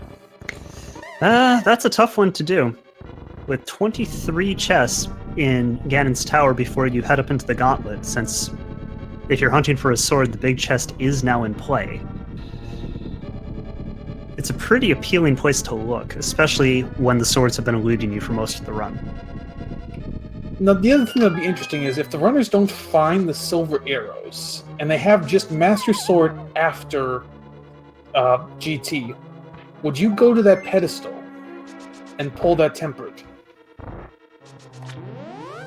So I should say pedestal, That's not tough. pedestal. Would you go to the tablet and pull it? That's a tough one. So, I believe in the NMG route, Tempered Sword saves them a minute and a half. So, it probably saves even more for runners that aren't as used to doing Master Sword stuff with Ganon. So it's probably worth the time lost that it takes to walk over there?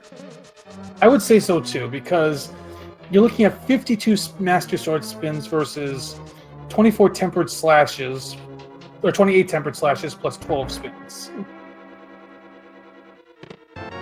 Yep, but our runners, we'll have to see what they decide to do, because at this point, our runners might both be feeling far behind. Fatboy certainly has to after that Death to Cold Stare.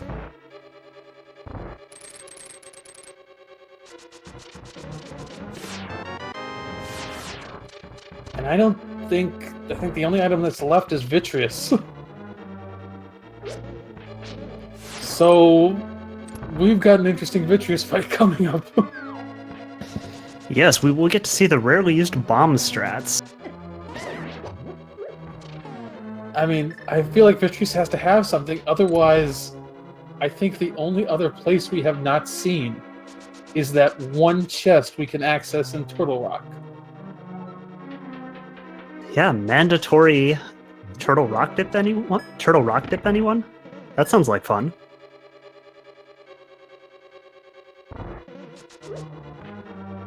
Once again, chat, I'll also point out something. For at least this Vitreous fight, Zebra still has his red potion. So if he gets into trouble, he does have that option. But actually, Fatboy picked up the Bud Nets. If he wants to, he can catch some fairies. Yep, and there are several locations in here where you can powder them.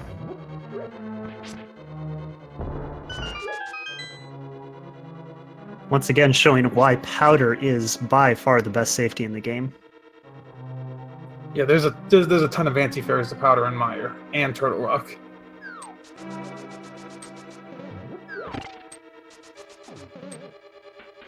Alright, so Zebra is just one room away from his boss fight, and this is going to be an exciting one, folks. Already has the bomb selected. He's pulling out his hammer. Well, this'll be interesting. You've got to be very comfortable with that up hitbox.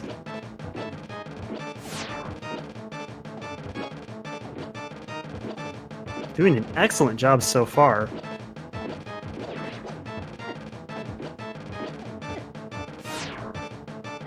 He's taking a couple of hugs from those eyeballs. He's got to be a little careful.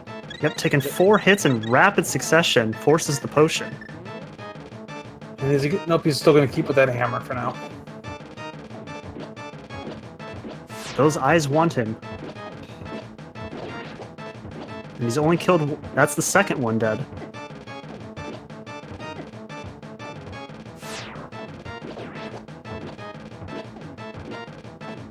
And they're going down, but he's got to be very careful.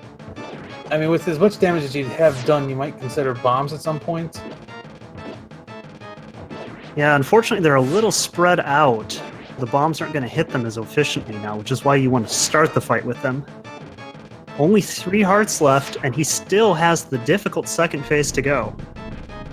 Alright, he's got to be very careful. The eyeball is jumping all over. He's not able to get it trapped in the corner yet.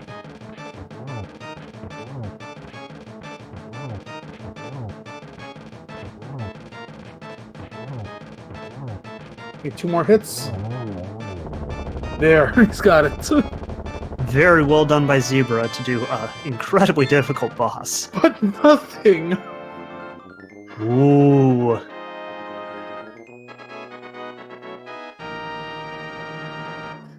Is it Turtle Rock?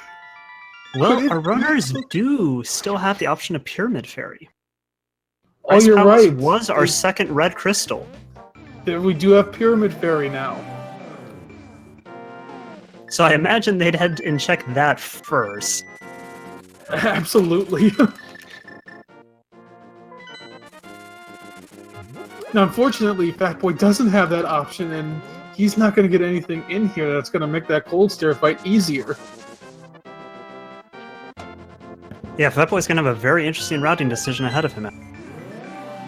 Now, we do have actually another check. We have Ether Tablet, but we Yes. actually can only see that. We can't get it. Exactly. And I imagine if he has to head up to Turtle Rock, he'll check that on the way, as it's relatively on the way. Now, we also still have Pedestal, but without both rods, it's not in logic. Could we really have both of our rods locking bow? It's certainly possible. Between Pyramid Fairy and Turtle Rock, it could be. If we find Fire Rod in the pyramid, I think we have to go to Turtle Rock. You're begging to find the bow right now. You do not want to see that Fire Rod. Actually, I want to see Ice Rod, because that would 100% force them.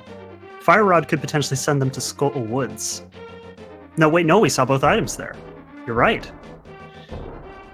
So actually, either rod, it doesn't really matter. Yeah, if we see either rod and we do not see the bow, it's Turtle Rock time. So what do we get? Oh!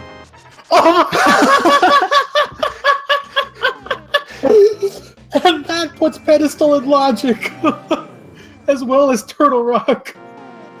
Oh, the seed comes through and gives both commentators the rods they ask for, and we are off to Turtle Rock with a very unhappy ZebraUnicorn.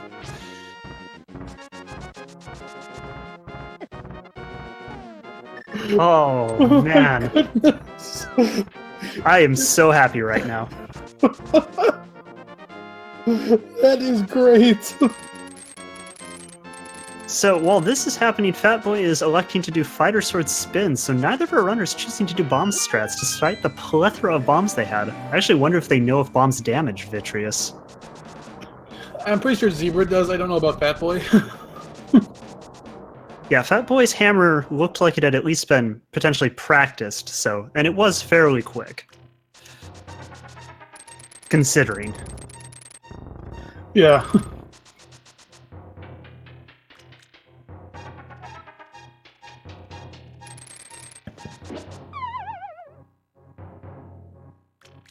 So how far into Turtle Rock are we going to have to dip?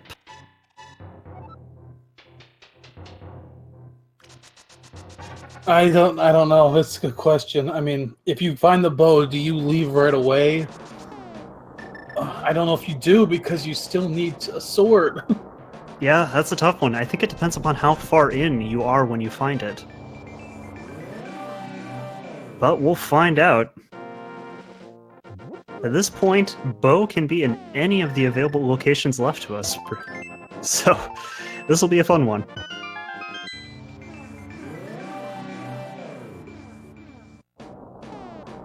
Alright, Zebra is going in as Fatboy is almost... He's on to phase 2 of Vitreous. Yep, a little slow at the start, but he keeps most of his health.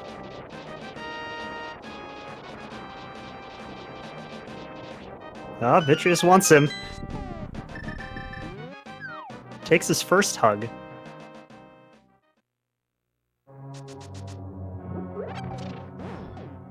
Oh, he's gotta be careful. Did he Can grab only a fairy? He can only take 2 more hits. He's getting close, though. And he gets it down. Excellent job by Fatboy, navigating the very difficult Vitreous fight. Unfortunately, he has to go right back to Ice Palace. He's got really no other option unless he... Well, actually, no, he's never checked Zora, so he might go do that. Yep, Fatboy has the option of doing Zora, which we know is not the correct decision. We'll see if he elects to, though, head right back into Cold Stare. Maybe grabbing a potion or 2 first. That's a hard choice to make after dying there the first time with Zora unchecked.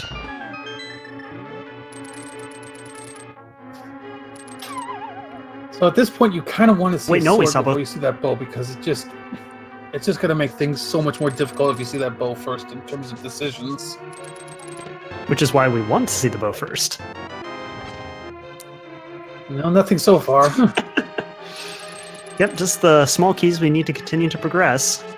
Fatboy fills up on blue potions, an excellent decision. And he is heading over to Zora.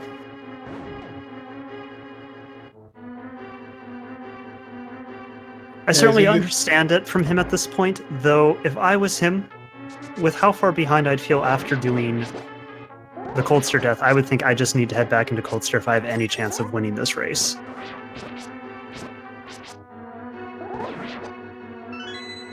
And the other thing that sucks about Turtle Rock is this is Fighter Rod, or Fighter Sword Turtle Rock. Yes, it is. Thankfully, you don't have to kill too many things in here. There's some very dangerous areas. Thankfully, they have powder, and there are a ton of anti-fairies in here.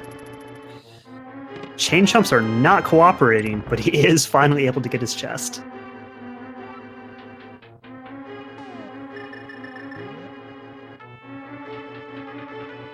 And he's going to get an anti-fairy powdered here. Yeah, an excellent decision. An hour and 37 minutes into the run, our runners only have 11 minutes. And they have checked a considerable number of the areas in the game. Ganon Star must be loaded with them.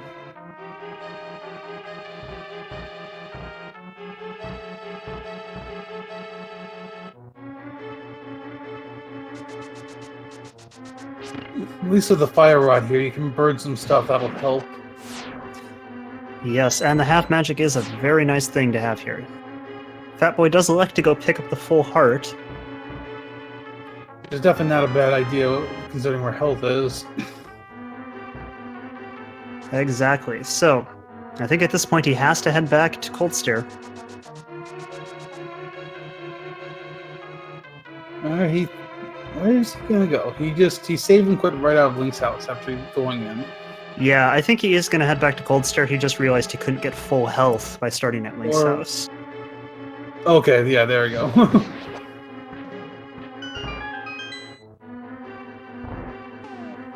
So while they don't have much health to begin with, they have enough health that the 3 hearts in Link's house won't fill them up.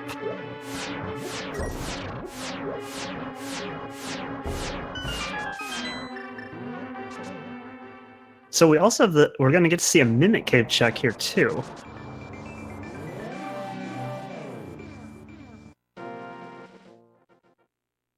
This could be another one of those locations that has our progression.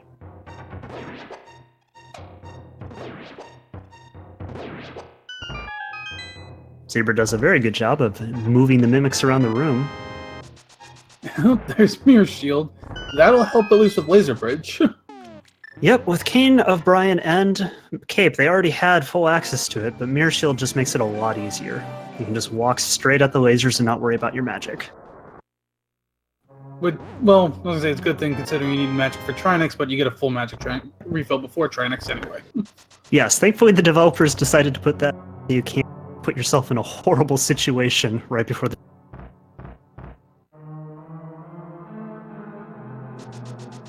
Alright.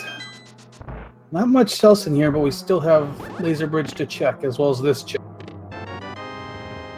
And there's our bow. And Zebra's gonna... Nope, he's gonna mirror out. Alright, so halfway into the dungeon you get your bow. So if... With the exception of Master Sword, we are in go mode. We can get into Ganon's tower, but we cannot kill Ganon until we get Master Sword or better. And at this point, I think Zebra's just gonna gamble it's in GT. He knows that one sword can't be in there, but... Yeah, an hour and 40 minutes into the seed, you just have to accept that it's gotta be in you're just thinking it has to be in GT. Yeah, I don't know. I'm just trying to think what I would do in this situation. Would I have gone to Laser Bridge to try to find that sword? I don't think I would have killed Trinix for sure, but...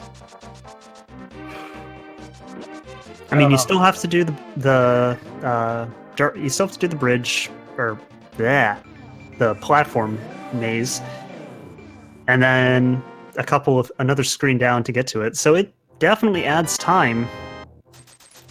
Yeah, I don't know. Yeah, it's a hard one. It is a tough call. I mean, I do feel like in terms of identity, it is the right call to just gamble us in GT. But I mean, the other thing is though, he does have pod. He doesn't have the big key in pod yet, so he's going to check some chests. Yeah, exactly. We still and we know there's an item on. I believe we know there's an. Are most knights, or did they find both? It's been a long time since they were in here. I feel like they found all three in Eastern. I could be wrong though. Well, we'll find out in just a little bit when Zebra heads back there. He's going to start with pod though. Yeah, Fatboy's heading back to the Cold Stare. Yep, and gotta Fatboy... gotta get the kill this time. Otherwise, you're gonna be so far behind that you're not gonna be able to catch up.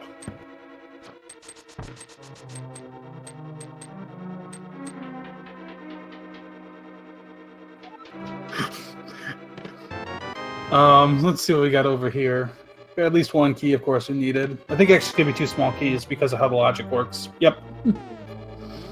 Yeah, I think my co-commentator dropped his mic. Sorry about that. I was trying to mute myself as I was about to off, but it smacked my... Yeah, I don't think we had a moment big enough for a mic drop there.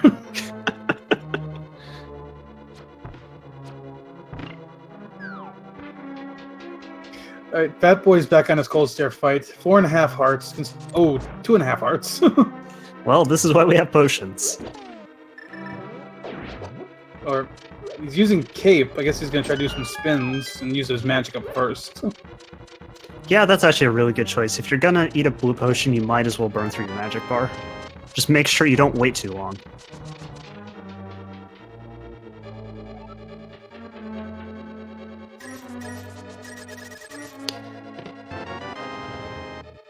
So Zebra is continuing to hunt for both the big key and, well, they found the big key. Will he keep looking to see if he can find a sword? He hasn't mirrored out yet. I think he's just going to check this one chest in the hallway here and then go to Helmasaur, which, yeah, that chest had to be a small key anyway. Yeah. So we're off. Okay, yes, we are heading to Helmasaur. You know, if Fatboy burns another, or I don't know if that was, yeah, he burned another blue potion, I think, there. But he's gotten 2 of the heads down. There's only 1 more to go. And he gets it. So, round 2 with Cold Stare works out a lot better than the first. but he cannot be terribly happy with how that's gone. I mean, neither runner can be too happy at this point, though. I mean, where you are in the seed, you're looking at a plus 2 hour seed already. You got to be feeling you're in rough shape. Definitely. Though the good news is the seed has been relatively linear, so it's fairly difficult for runners to have made any checks that were too much of a time waste. Really, the whole time difference at this point is just because of Fatboy having to head back into Ice Palace due to his unfortunate death. Yeah, that's true. But yeah, he knows about Pyramid Fairy. He's gonna make that check now.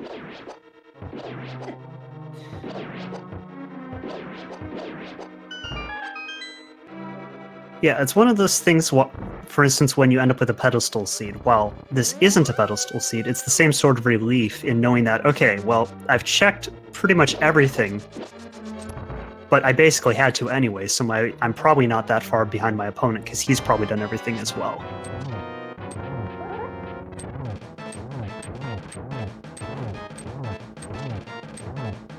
Elmosaur being very nice and letting Zebra get a bunch of free smacks in.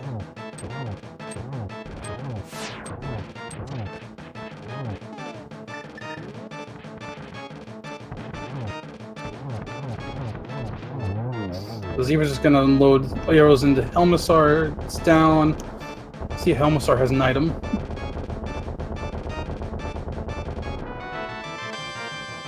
Oh! And there's our Master Sword. So Zebra's gamble pays off, and at 1 hour, 46 minutes, 17 seconds, he's in go mode. Yep, but it's not a fun go mode because right now we have Silverless Master Sword Ganon. And at best, he'll find Tempered Sword. He might find Silvers. As Fatboy finds... Yep, Fatboy drops some bombs in obvious frustration. Yeah. Now, actually, if Zebra wants, he can go pick up Tempered from the tablet, but I don't know if he will. Yep, we'll see if he elects to do that or if he even remembers it's over there. I'm pretty sure he'll remember it's over there. The question is whether he'll go back over or not. But I think it's going to come down to whether or not he finds Silvers. Yep, we have either one or no item left. Unfortunately, neither of us remember exactly cleared out. But either way, it's going to be the 7th crystal, at which point Zebra will be able to head into Ganon's tower if he so chooses.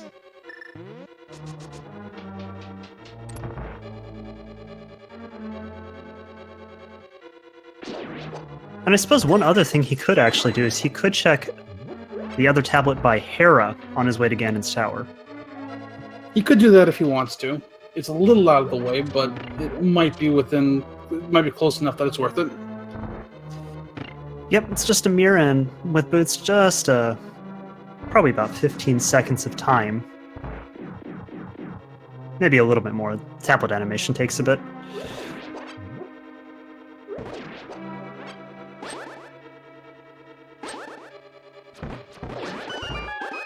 So Fatboy is making his way into Turtle Rock as Zebra is just about to start Armos Nights.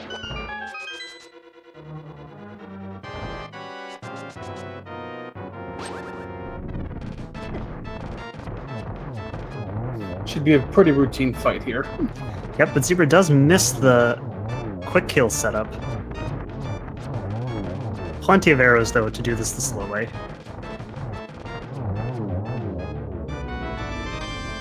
Took us a nice setup. He did have an item left, but it was just... Oh, the Sanctuary Heart. Yeah. Oh, that's funny. We get a full, nice half-heart refill off the Sanctuary Heart. Well, it saves you a couple frames here at the end, because you don't have to wait for things to refill. That is true. Alright, so with that, I think it's time for us to play a little game. Yep, we're not on the Speed Gaming Network, so it's not an official game, but we'll still play it. Yeah, so chat, please get in your guesses for where in Ganon's Tower we will find the big key. There are 22 possible locations. So get them in now, and, well, we're not starting the race, but get them in before Zebra enters Ganon's Tower. Yeah, no official race today since we're not on speed gaming, but still get your guesses in. So where do you think Ganon's key is going to be? I usually go for just 15. 15? Well, I've been right once before with it, so I'm going to go with it again. 21. Well, that'll give him a significant chance to get some hearts and maybe those silver arrows. Yeah, see? I'm being generous. It's not because I just want to troll the runners.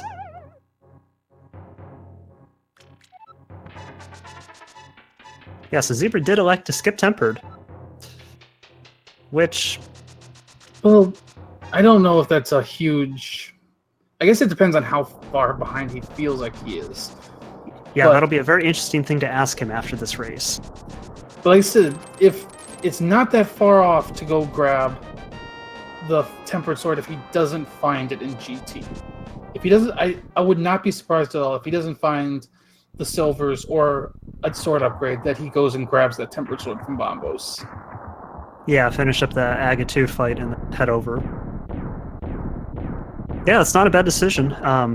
The one unfortunate thing is that he would lose the ability to have a quick mirror spot back to Pyramid, as he does need to use the mirror to get over to Bombo's tablet. We'll see how this plays out.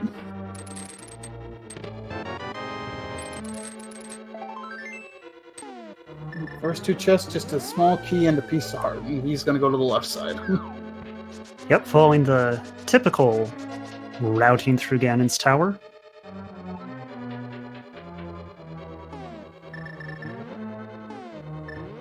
Piece of heart not enough to tempt him to get it off the torch.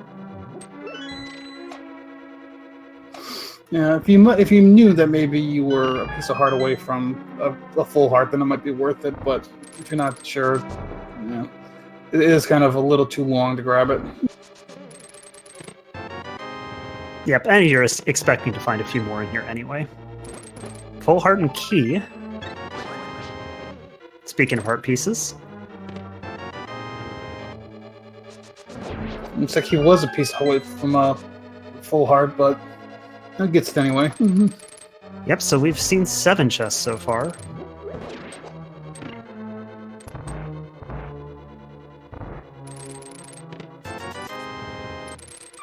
There's 8. Fatboy's continuing. He's in Mimic Cave. He's very shortly going to grab his bow. Yep, and then we will see if he also elects to mirror out immediately. That Zebra's slightly off with the boomerang strats and just switches over to the cane.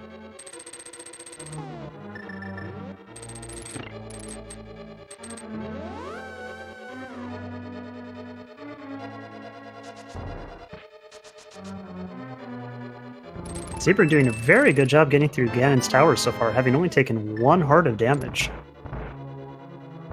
Actually, he did get a refill, so he might have taken more. Oh, that's right. I don't think he'd gotten hit in Ganon's Tower, though. I think that was from stuff on the way up, because you can't dash through the lions with Master Sword.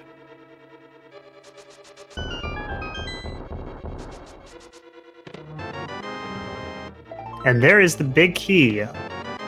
Now, which chest number was that? I believe that was 10. Alright, so if you guessed 10, congratulations, you are our winner. But we'll never really know for sure who was the first. And so Fatboy's going to do the opposite. He is going to continue the laser bridge. Well, we'll see if this ends up paying off for him. Unfortunately, the red meringue is not how you get across this room. Wrong red item.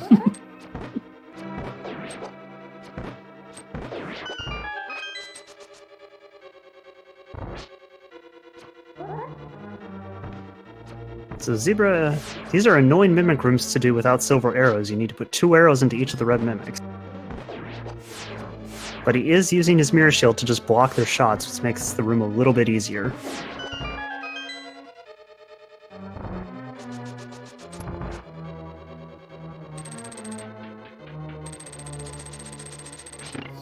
So let's see if Fatboy finds anything interesting on this bridge.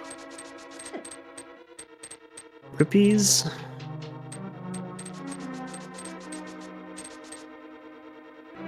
There's the needed key.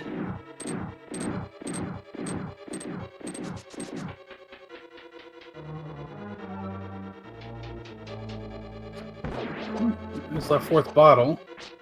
Fairy bottles are nice, but it's certainly not needed. Okay, nothing on Laser Bridge.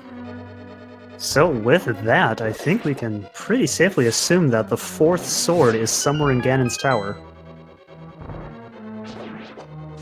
It's either that or it would be, could be Dark Maze, a pod.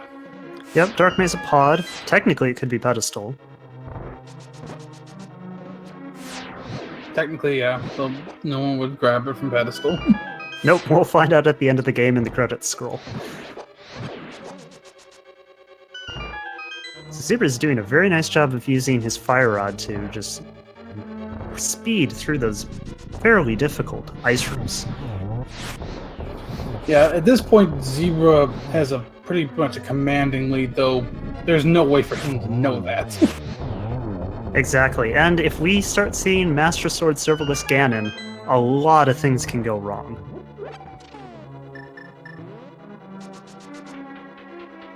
Yeah, I guess it just depends on where he feels like he's at.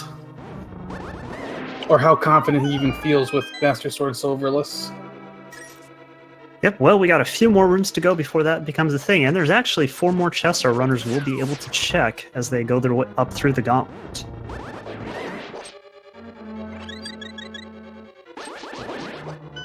Timely fairy drop. Yeah. Especially considering I think Zebra has his bread potion, but I don't know if he has anything else. Yeah, he has not made his way over to... Oh, wait, no, he doesn't have his red potion anymore.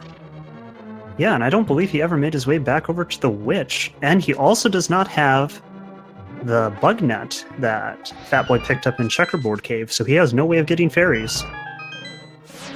So that's scary, especially considering you might have to do Master Sword Silverless. Yep, you got 1 magic bar, and at least it's half magic. Which might play into his decision on whether he goes to grab that tempered or not. Does elect to do these chests, which is a very good decision considering there are 2 very important items hiding.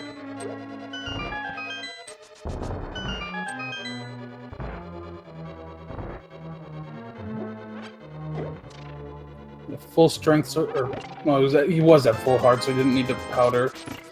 Just rupees in there. 1 chest left he can check.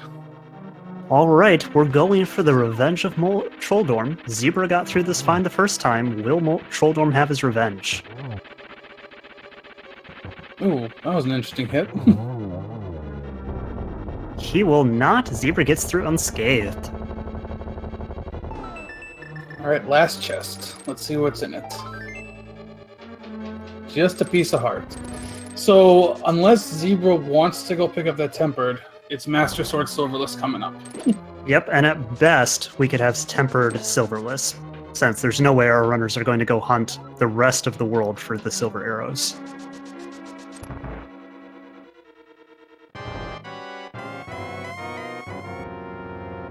But we're on to the Aga 2 fight. Let's see if Zebra knows his geometry.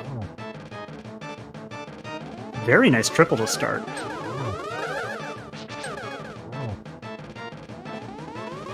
Very nice fight going so far.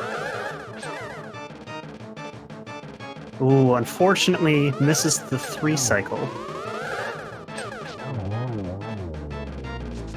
But gets it down. Alright, Zebra's through Aga 2. We'll see what he elects. So yeah, that first round must have been actually only a double instead of a triple. Yeah, sometimes that can happen. Which is odd, it really looked like it hit.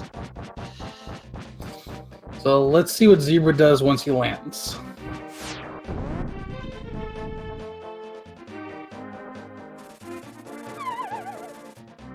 And there he goes. 14 gonna hearts, 1 magic bar, no potions. Master Sword, silverless, here it comes.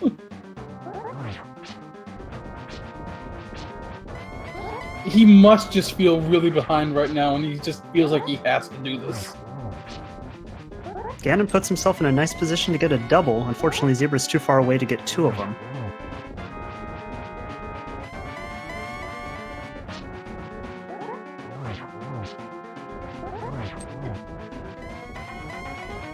Very nice double, though he does trade a hit for it.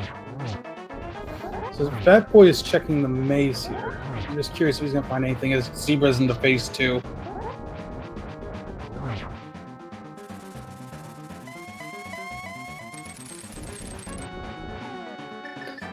Zebra did not. Fatboy didn't find anything in that maze, so Zebra didn't miss out by skipping on that.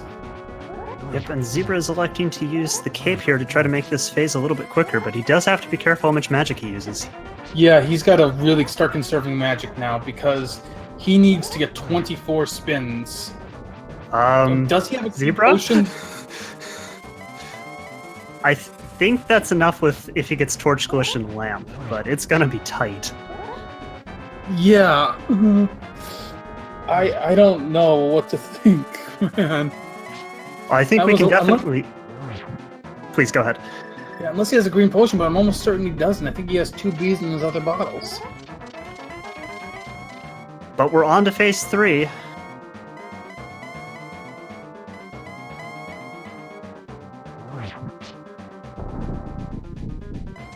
So we're through the scary portion where you are expecting to take damage, but we're still in a very tight magic situation. Yeah, I don't even know if he has enough magic to do this. It's going to be interesting. He's got to get 24 spins in this last phase. Yeah, it's possible he's actually just expecting the number of slashes for Tempered. We'll find out. It's 2 slashes. I mean, he's got a significant lead, but there's no way for him to know that. Yep, and with him having to use Lamp, it's very hard to set up triples. But he gets this cycle. Now, they said the tip was Light Worlds. Could the silvers have been on the Ether tablet? They could have very much have been.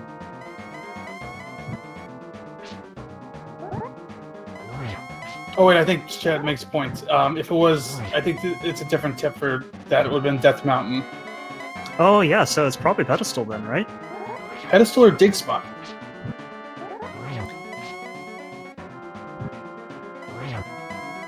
I thought one of our runners got over to Dig Spot at some point. Neither runner picked up the shovel. Oh right, no, the shovel's hiding, you're right. Now maybe Zebra has more magic than we thought. He's, I think, halfway through his spins. Yeah, Lamp does use a very small amount of magic, so it looks like Zebra did actually calculate this properly. He's still very low, though. I've lost count of his spins. I'm not sure where he is.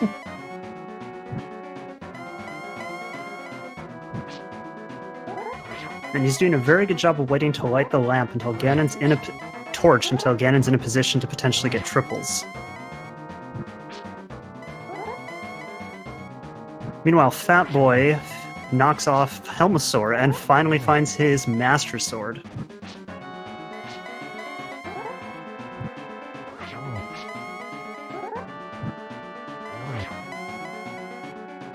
Zebra's doing an absolutely excellent job here on Ganon. Yeah, he's only, I think, got a couple spins left. Yeah, he's got to be very close here. He's got it. Wow, and as long as Zebra does not walk off the ledge, which we've seen happen.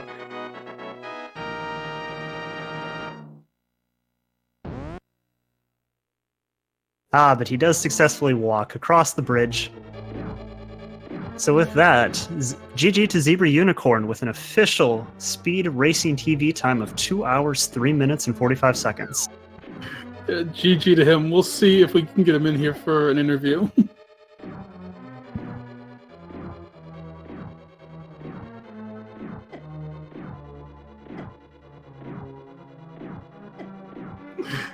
I think he was not expecting to win that.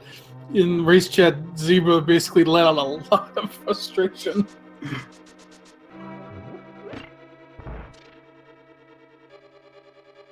Yeah, that was a very, very difficult seed for a runner staff to. Yeah.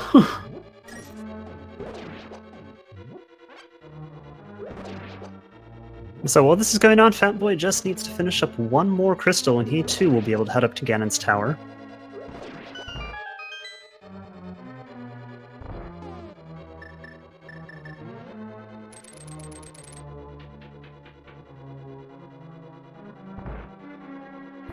Yeah, I think we're gonna get Zebra in here. He's just taking a minute right now.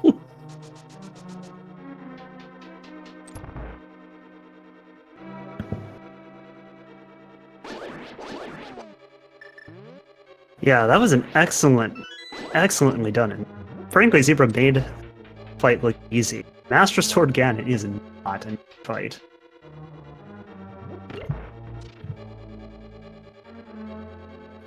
And here we are joined by ZebraUnicorn. Good race. Thanks. That was stupid. Why do I play this game? Like, oh my god, that was so dumb. There was like, oh my god. So Felix has been telling me that I should like locally record my audio so that I can like post it somewhere after, because that would have been like one for the ages. When I got, what's the politically correct word for the Pyramid Fairy? I just started laughing like hysterically. I was like, this is a plan now? Like, come on! Like, something like that has only happened to me once, and it was a freaking Kaiser Plando. Are you kidding? Oh my god, it was so stupid. The whole thing was so dumb. It was funny too because like the beginning where it was like still felt normal, I like made a couple gambles that like I still think were fine, it just didn't work out, and I was like, oh my god, I must be so behind. But then after it started getting like Plando-y, I was like, oh yeah, there's just no way. Like, we're just all gonna have to do everything. There's just no way. Actually, I just put the stream up so I can answer my own questions. But yeah, I knew by the time I did Hammer Vitreous and I knew that there was a sword on Vamos tablet, I was like, yeah, this is just a no swordless run. Like, this is just a swordless seed. So I figured it was either going to be really close or not very close because a lot of people just aren't prepared to do swordless. So, like, those fights are hard. Like, the Vitreous Hammer fights, I've only done that, like, 3 or 4 times ever, and it's like, that's why I got the potion before I went to Ice, because I was like, I'm just going to assume I have to do swordless fights for the rest of this game. So, I'm just going to grab a potion, just in case. So... Yeah, your race was actually really close until Ice Palace, and that's where you pulled away when you were able to execute a hammer cold stare and your opponent was not. Yeah, when I did that fight, I was pretty sure the race was close to that point, but these fights are just gonna get harder, and if you can't perform, then I'm just gonna. I knew I can't get done this stuff before, so I'm just like, if nothing goes terribly wrong for me, and he's mortal, then like, very few people can do that nonsense stuff. That's like the kind of stuff you learn how to do when you're like, hey guys, you want to get drunk and do a swordless run, and you just kick it up that way, because like, that's how I did it. You know? So yeah, we were curious about that. Were you tempted to go back and get tempered? No, I wasn't. I just knew I could do it. I mean, I figured if he does that, which it looks like he's doing right now, that's just it. Like it's a push probably. Because, you know, I know I can do it, so. And it just takes so long to go to Bombos. Silvers were on pedestal. Yeah, I figured there was either a sword or silvers on pedestal. I just had, like, I didn't know that. I guess Ganon probably said it, but I was, like, in the zone at that point. I wasn't reading what Ganon was telling me, but. Yep, he said Light World, and pedestal was the only location in the Light World I think that we didn't see. I think pedestal and dig spots. Oh, right. Yeah. Yeah, that makes sense. Silvers also could have been like, I just started skipping stuff because I was like, if this is going to be close, then I need to just like hope for the best. And I got the sorted Helma, so that was like, so I was like, okay, cool, we're good to go. But yeah, I don't know. That was I like after the Vitreous fight, like I was like lightheaded. I like had so much adrenaline. Like my whole body was tingling. And like I was like, oh my god. It's like it was like so close. It's just always so hard when you do that. It's like, oh man. Yeah, we were very interested. So neither of you elected to use bombs on Vitreous. Were you considering that at all? I didn't think of it, honestly. I just was like, well, hammer time. But yeah, I guess bombs probably would have been better. But honestly, in the moment, I was just like, so like, all right, this is what we have to do. Man up. And so I just did it. But yeah, I didn't even, you know, think about it. But yeah, that probably was certainly would have been a better way to handle that situation. Because yeah, we were curious, because I think you had something absurd like 30 to 40 bombs at that point, but your hammer fight was looking pretty good, so we were just like, well, maybe he's practiced. Yeah, it went okay.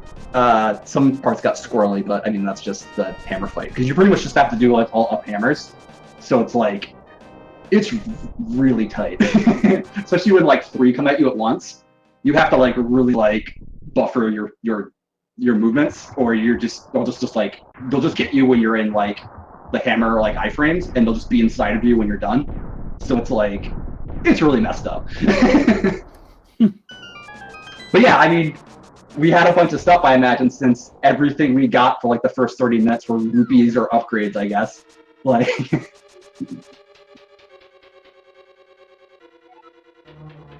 So one other question I had, so going back earlier into the seed, you guys had access to Swamp Palace for quite a while before you ended up going in there. What made you put it off? It was just a decision I made. I thought about it. Like when I was coming through the South Dark World with the mirror, like the second time, I thought about it. I was like, well, if stuff's in Swamp, then that's great. But if, you know, it's just like a normalish seed and like some progressions in pod or something, then if I do Swamp and nothing's in there, that's real bad. So I just decided that I wouldn't do Swamp until things got ugly, and then I did when they did. But so it was just a decision I made. Like when I was doing the pod stuff and nothing came up, I was like, well, I mean, I guess if he gambled on Swamp, then whatever. I mean, that's just like a coin flip you have to make.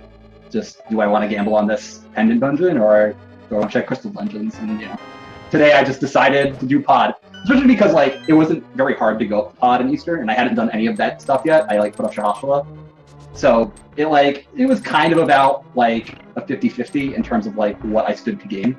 Especially if like, since I skipped Shahashua, and a lot of people just do that anyway, if like something super easy is there, then making the Swamp plays like catastrophic, because if just bow is in Shahashua or something simple, or like flute, then that's just like an awful like play to make.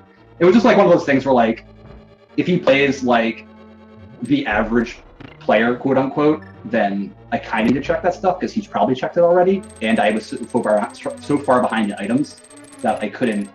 I felt like I stood to lose more not doing normal stuff than gambling at that point. But I don't know. It's random. It's random anyway. You know. Yes, and this seed certainly showed that off. So, one other question, because you really got chat and us with this. What was on Lumberjack Cave? I think it was a heart piece, right? Because we couldn't actually see it on your screen. It was just off the top of the crop. Oh, yeah, I think it was a heart piece. Okay. Yeah, I saw it on my TV. So. Gotcha. Because we were wondering there for a while, since you didn't actually have access to Aga for an incredibly long time. Yeah. Well, that would have been something if Aga was required. Oh yeah, the super late Aga to pick up, for instance, maybe your sword. That would have been fun. I was going into like when I was, or actually, to use a term that Felix and Kelsey coined, flow mode. When you're in go mode, but you don't have the Master Sword yet. When I was doing that, I was like, well, I hope I just randomly get a sword, because if I don't, this is gonna get real ugly. Because that means I have to like full clear GT, or like go back into a dungeon that I go moded, or just like, I don't know, like the pedestal, like like I had checked the pedestal, so it was like, oh please no, not like this. Yeah. We don't know where that fourth sword is. It's either right side GT or Ether Tablet, or maybe It could have been on Trinix, I guess. Yeah, did he bail after he got the bow, or did he laser bridge? He did Laser Bridge, but there was nothing on there Okay. beyond the bottle with the fairy. Oh. Well, follow the fairy's not bad, honestly. I would have taken it at that point. Yep, yeah, you actually could have picked up Bugnet. That was hiding in Checkerboard Cave. Yeah, I went in there, and I just decided not to get it, because at that point, like I said, I was kind of just like, all right, just go, don't get things that aren't important, and I didn't get the bug net, and then I, like, failed to consider the fact that the rest of the gameplay in the seed was going to be, like, incredibly taxing, so I was like, I like said out loud to myself at one point, I'm like, yeah, probably should have gotten the bug net, like, maybe I was, like, too tunnel visioned on that. Like, oh, bug net, that doesn't do anything. Well, it catches fairies, that's actually really important. Like,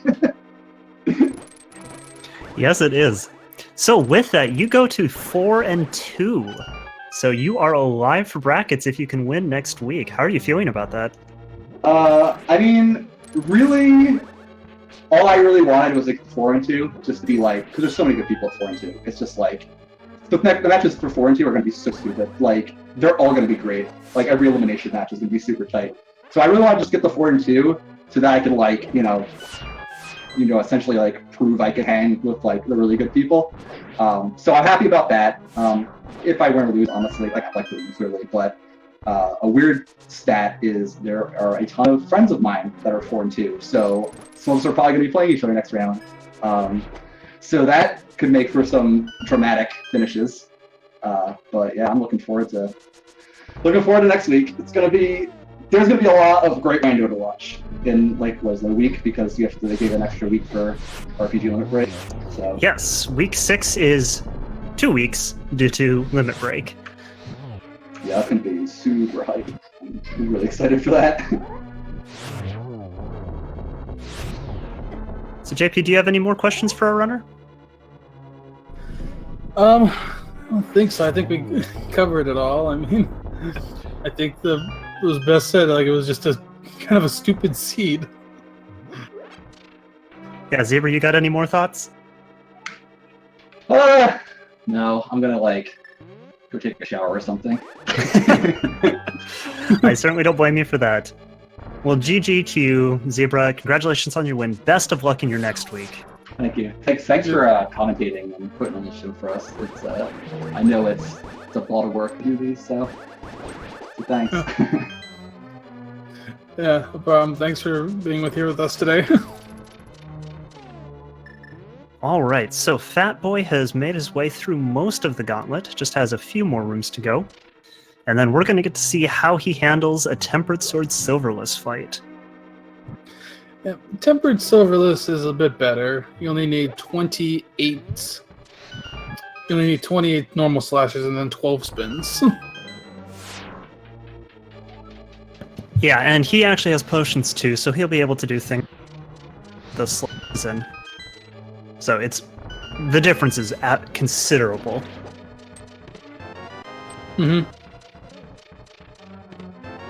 The only thing is, hopefully he's not hoping to find silvers, because he won't. No, he will not, but it certainly makes sense to be checking for it. Well, yeah, obviously, check these chests. They're on the way, you gotta check them.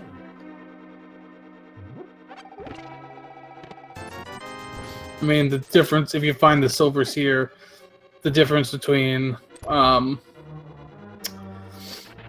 was it? The difference between a, silverless and silver fight is definitely worth the time to check those chests. Yeah. So Fatboy is trying to get his revenge here on Trolldorm. And he does. So round 2 goes a lot better than the first one.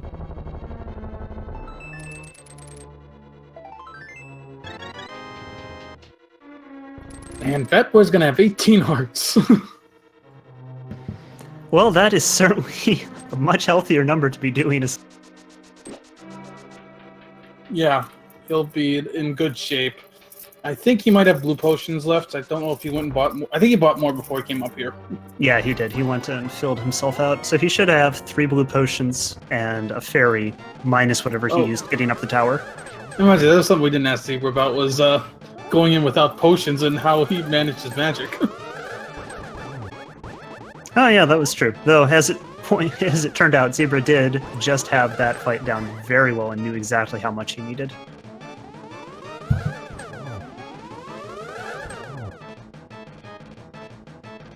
So Fatboy missing a couple of the reflections here, but gets it down while smacking Aga in the face.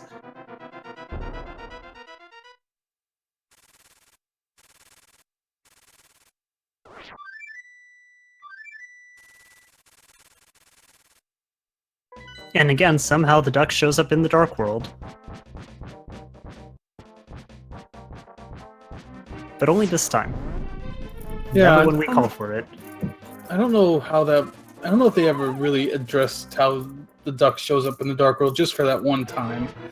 I'm guessing it's something that they just prefer not to address if it ever was addressed. And also, who's playing the flute there? Link has the hookshot out.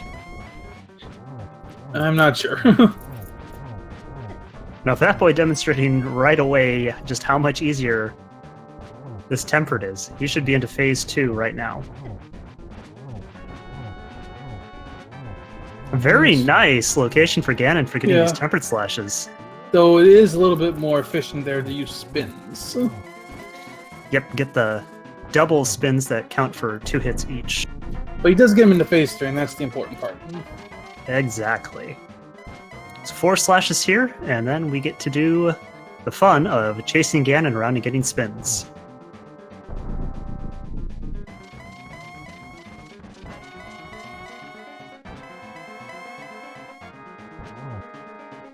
Ganon really does not want to cooperate and keeps teleporting all over the place.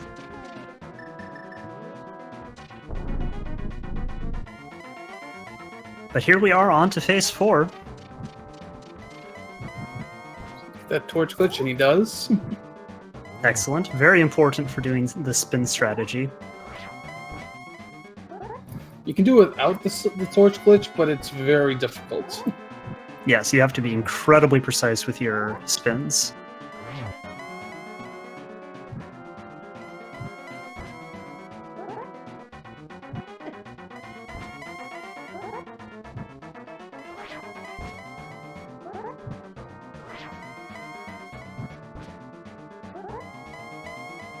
Getting battered around a little bit by Ganon, but he still has plenty of health and he has several potions in his inventory.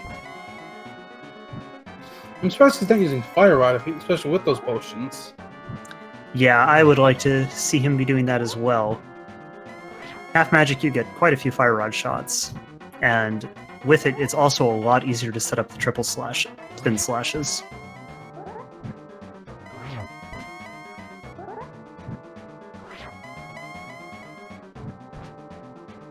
But the important part is that to play this safe and not take a fall off the edge. That's the absolute worst thing that could happen.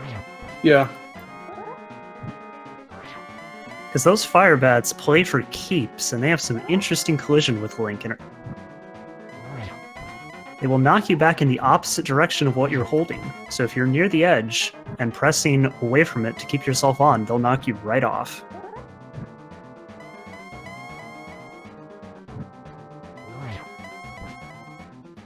He's nearly done here. Yep, should be just a few more spins and he'll get his Ganon kill. And there it is.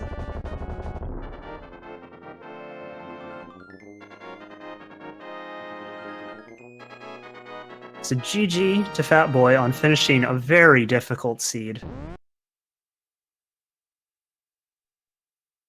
And with that, he finishes with an official Speed Racing TV time of 2 hours, 23 minutes, and 21 seconds. And immediately screams out in race chat, "I'm free."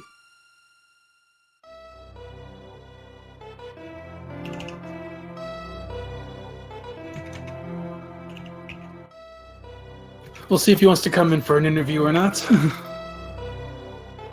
That was an excellent job by him to finish that race out.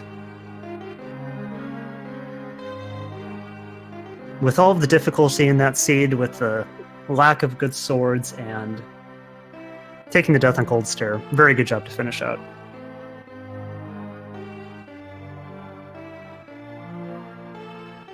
And we now have Fatboy joining us here in chat. GG. Good to finish that race. that was a scene. Yeah, GG to you. That was not a fun one to have to navigate. Yeah, especially when you're not too familiar with a lot of fights with just the fighter sword. So, I think I know what I need to practice for next time. Seems like every race for the last couple weeks, it's just like there's something that just like, oh, this is your glaring weakness. Let's put that in a seed and make you fight through it. But hey, that's part of learning the game, so it's a Yes, thing. it is, and I can certainly appreciate how that is. For myself, I've certainly felt like I've learned a lot in these 6 weeks of racing so far. Yeah, I definitely have. I mean, every race has been something, and that's the beauty of randomizers. You never know what you're going to get. You can never really fully prepare. You think you need to focus on one thing, and the game's like, no, you should have focused on this completely other thing. Yep, so overall, you and your opponent Zebra were actually fairly close up until the point where you went into Ice Palace. That's kind of what I was thinking. I knew that death was not good. Yeah, that's a tough fight to get through. So, but how are you feeling after that? I mean, I was definitely frustrated. Didn't even think to go get any potions or anything like that before, and was hoping maybe I would find like a fire rod or another sword in there just to make that fight a little bit easier. But of course, those are all after Ice Palace. So Yes, they are. But you did a very good job getting into Vitreous and managing to do that one without any of the typical items. which is funny because if you would have asked me before the race which fight I would prefer to do, like fighter sword, hammer sort of thing, I probably would have said Cold Stare because I don't like Vitreous one bit. But that ended up being the easier fight for me. We were curious, why didn't you choose to use bombs on Vitreous? You had a considerable number of them. Didn't even think about it. That's actually exactly what Zebra said too. Yep, I wasn't even a thought that occurred to me. It's like, yeah, I guess, yeah, you could use bombs on that. Do bombs work on Cold Stare too, or does that not work? No, I don't believe bombs work on Cold Stare. Okay. Like I said, still learning the game. Learn something new every day. Yep, bombs will damage those eyes and can make that first phase a lot easier, especially when they're all grouped up. Oh, and that's where silvers were. Okay. Nah, that wasn't gonna happen. Yeah, no pedestal. Yeah, it just showed up on my screen. I'm like, oh, there's silvers. Well, I'm glad I went and grabbed that extra sword before going up to GT. Yeah, you're... Sorry, go ahead. Oh yeah, Zebra elected to skip it, and we got to see Master Sword Silverless Ganon. Yeah, I didn't want to do that, and I was so frustrated just knowing that sword was on that tablet for probably like an hour or so. Well, maybe not quite that long, but for a while, and just like I can't do anything about it because I need another sword to get it. Yeah, that was an absolutely glorious troll by the Seed. Yeah. So, what were your thoughts when you walked into the Pyramid Fairy and got both rods? I wasn't happy about that one either, but I guess in hindsight it wasn't. Well, Fire Rod was required, I guess. So you had to complete that before going into Turtle Rock. I was just thinking, could you have done Turtle Rock before grabbing that? But with the Fire Rod, probably not. Yeah, it was a big dead giveaway. It's like, oh yeah, here's the Fire Rod and the Ice Rod. Like, oh, time to go to Turtle Rock. Yeah, thinking through it, I do think you did need. I do believe you did need to have the. They did need the Fire Rod to be able to get to the bow in Turtle Rock, because the keys were not in the perfect placement to get there. Yeah, I don't think they were. I can't remember that. Yeah, there was a key on the right side that was Fire Rod locked, and Chain Chomps did not have a small key. Yep, you are correct. So there's a bunch of other fun stuff that happened in this seed. Like, what was it like hunting for that bow for so long?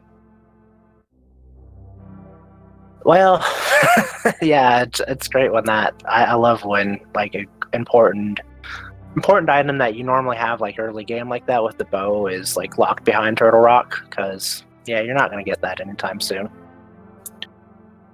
And I almost did. I'm curious on how that race would have been different had I grabbed a potion before going into pod and done the potion glitch to access right side to then go into the back. But I guess no, that wouldn't have changed anything because the sword was on Helmasaur himself. So Yeah, I don't think Pod did anything beyond the sword on Helmasaur. yeah, no, it didn't. So never mind, that wouldn't have changed anything because I thought about that, but I'm like, nah.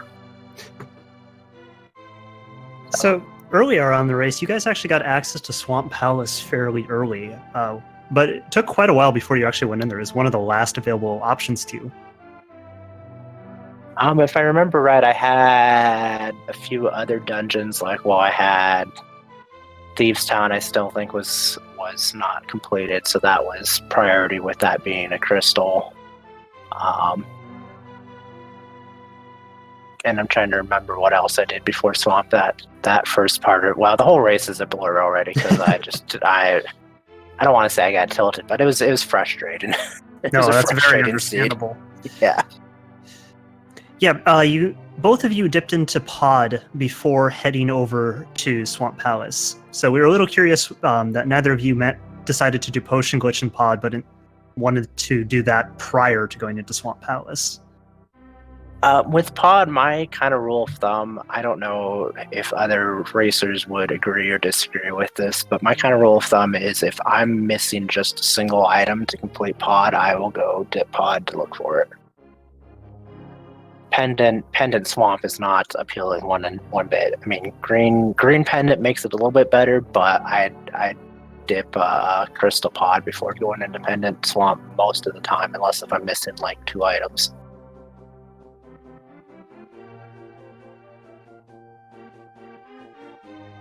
So with that match, you are now 3-3. Probably not likely to get into brackets, but how are you feeling for next week? I mean, it's disappointing not to make brackets, but I mean, realistically, this is my first tournament. I've only been playing Randomizer since basically January. I think right after Christmas is the first time I really did a Randomizer. So I know there's so many great runners out there that have more experience than I do, so I'm disappointed, but this has been an amazing experience, so I'm looking forward to completing my next race next week and see where everybody else goes in the bracket. Awesome. So do you have any final thoughts about as per the norm, anytime I get a bad seed, I'd like to thank my bro Apotomix for generating that terrible seed, even though I know he had nothing to do with it, but I'm still going to blame him anyways. Fair enough.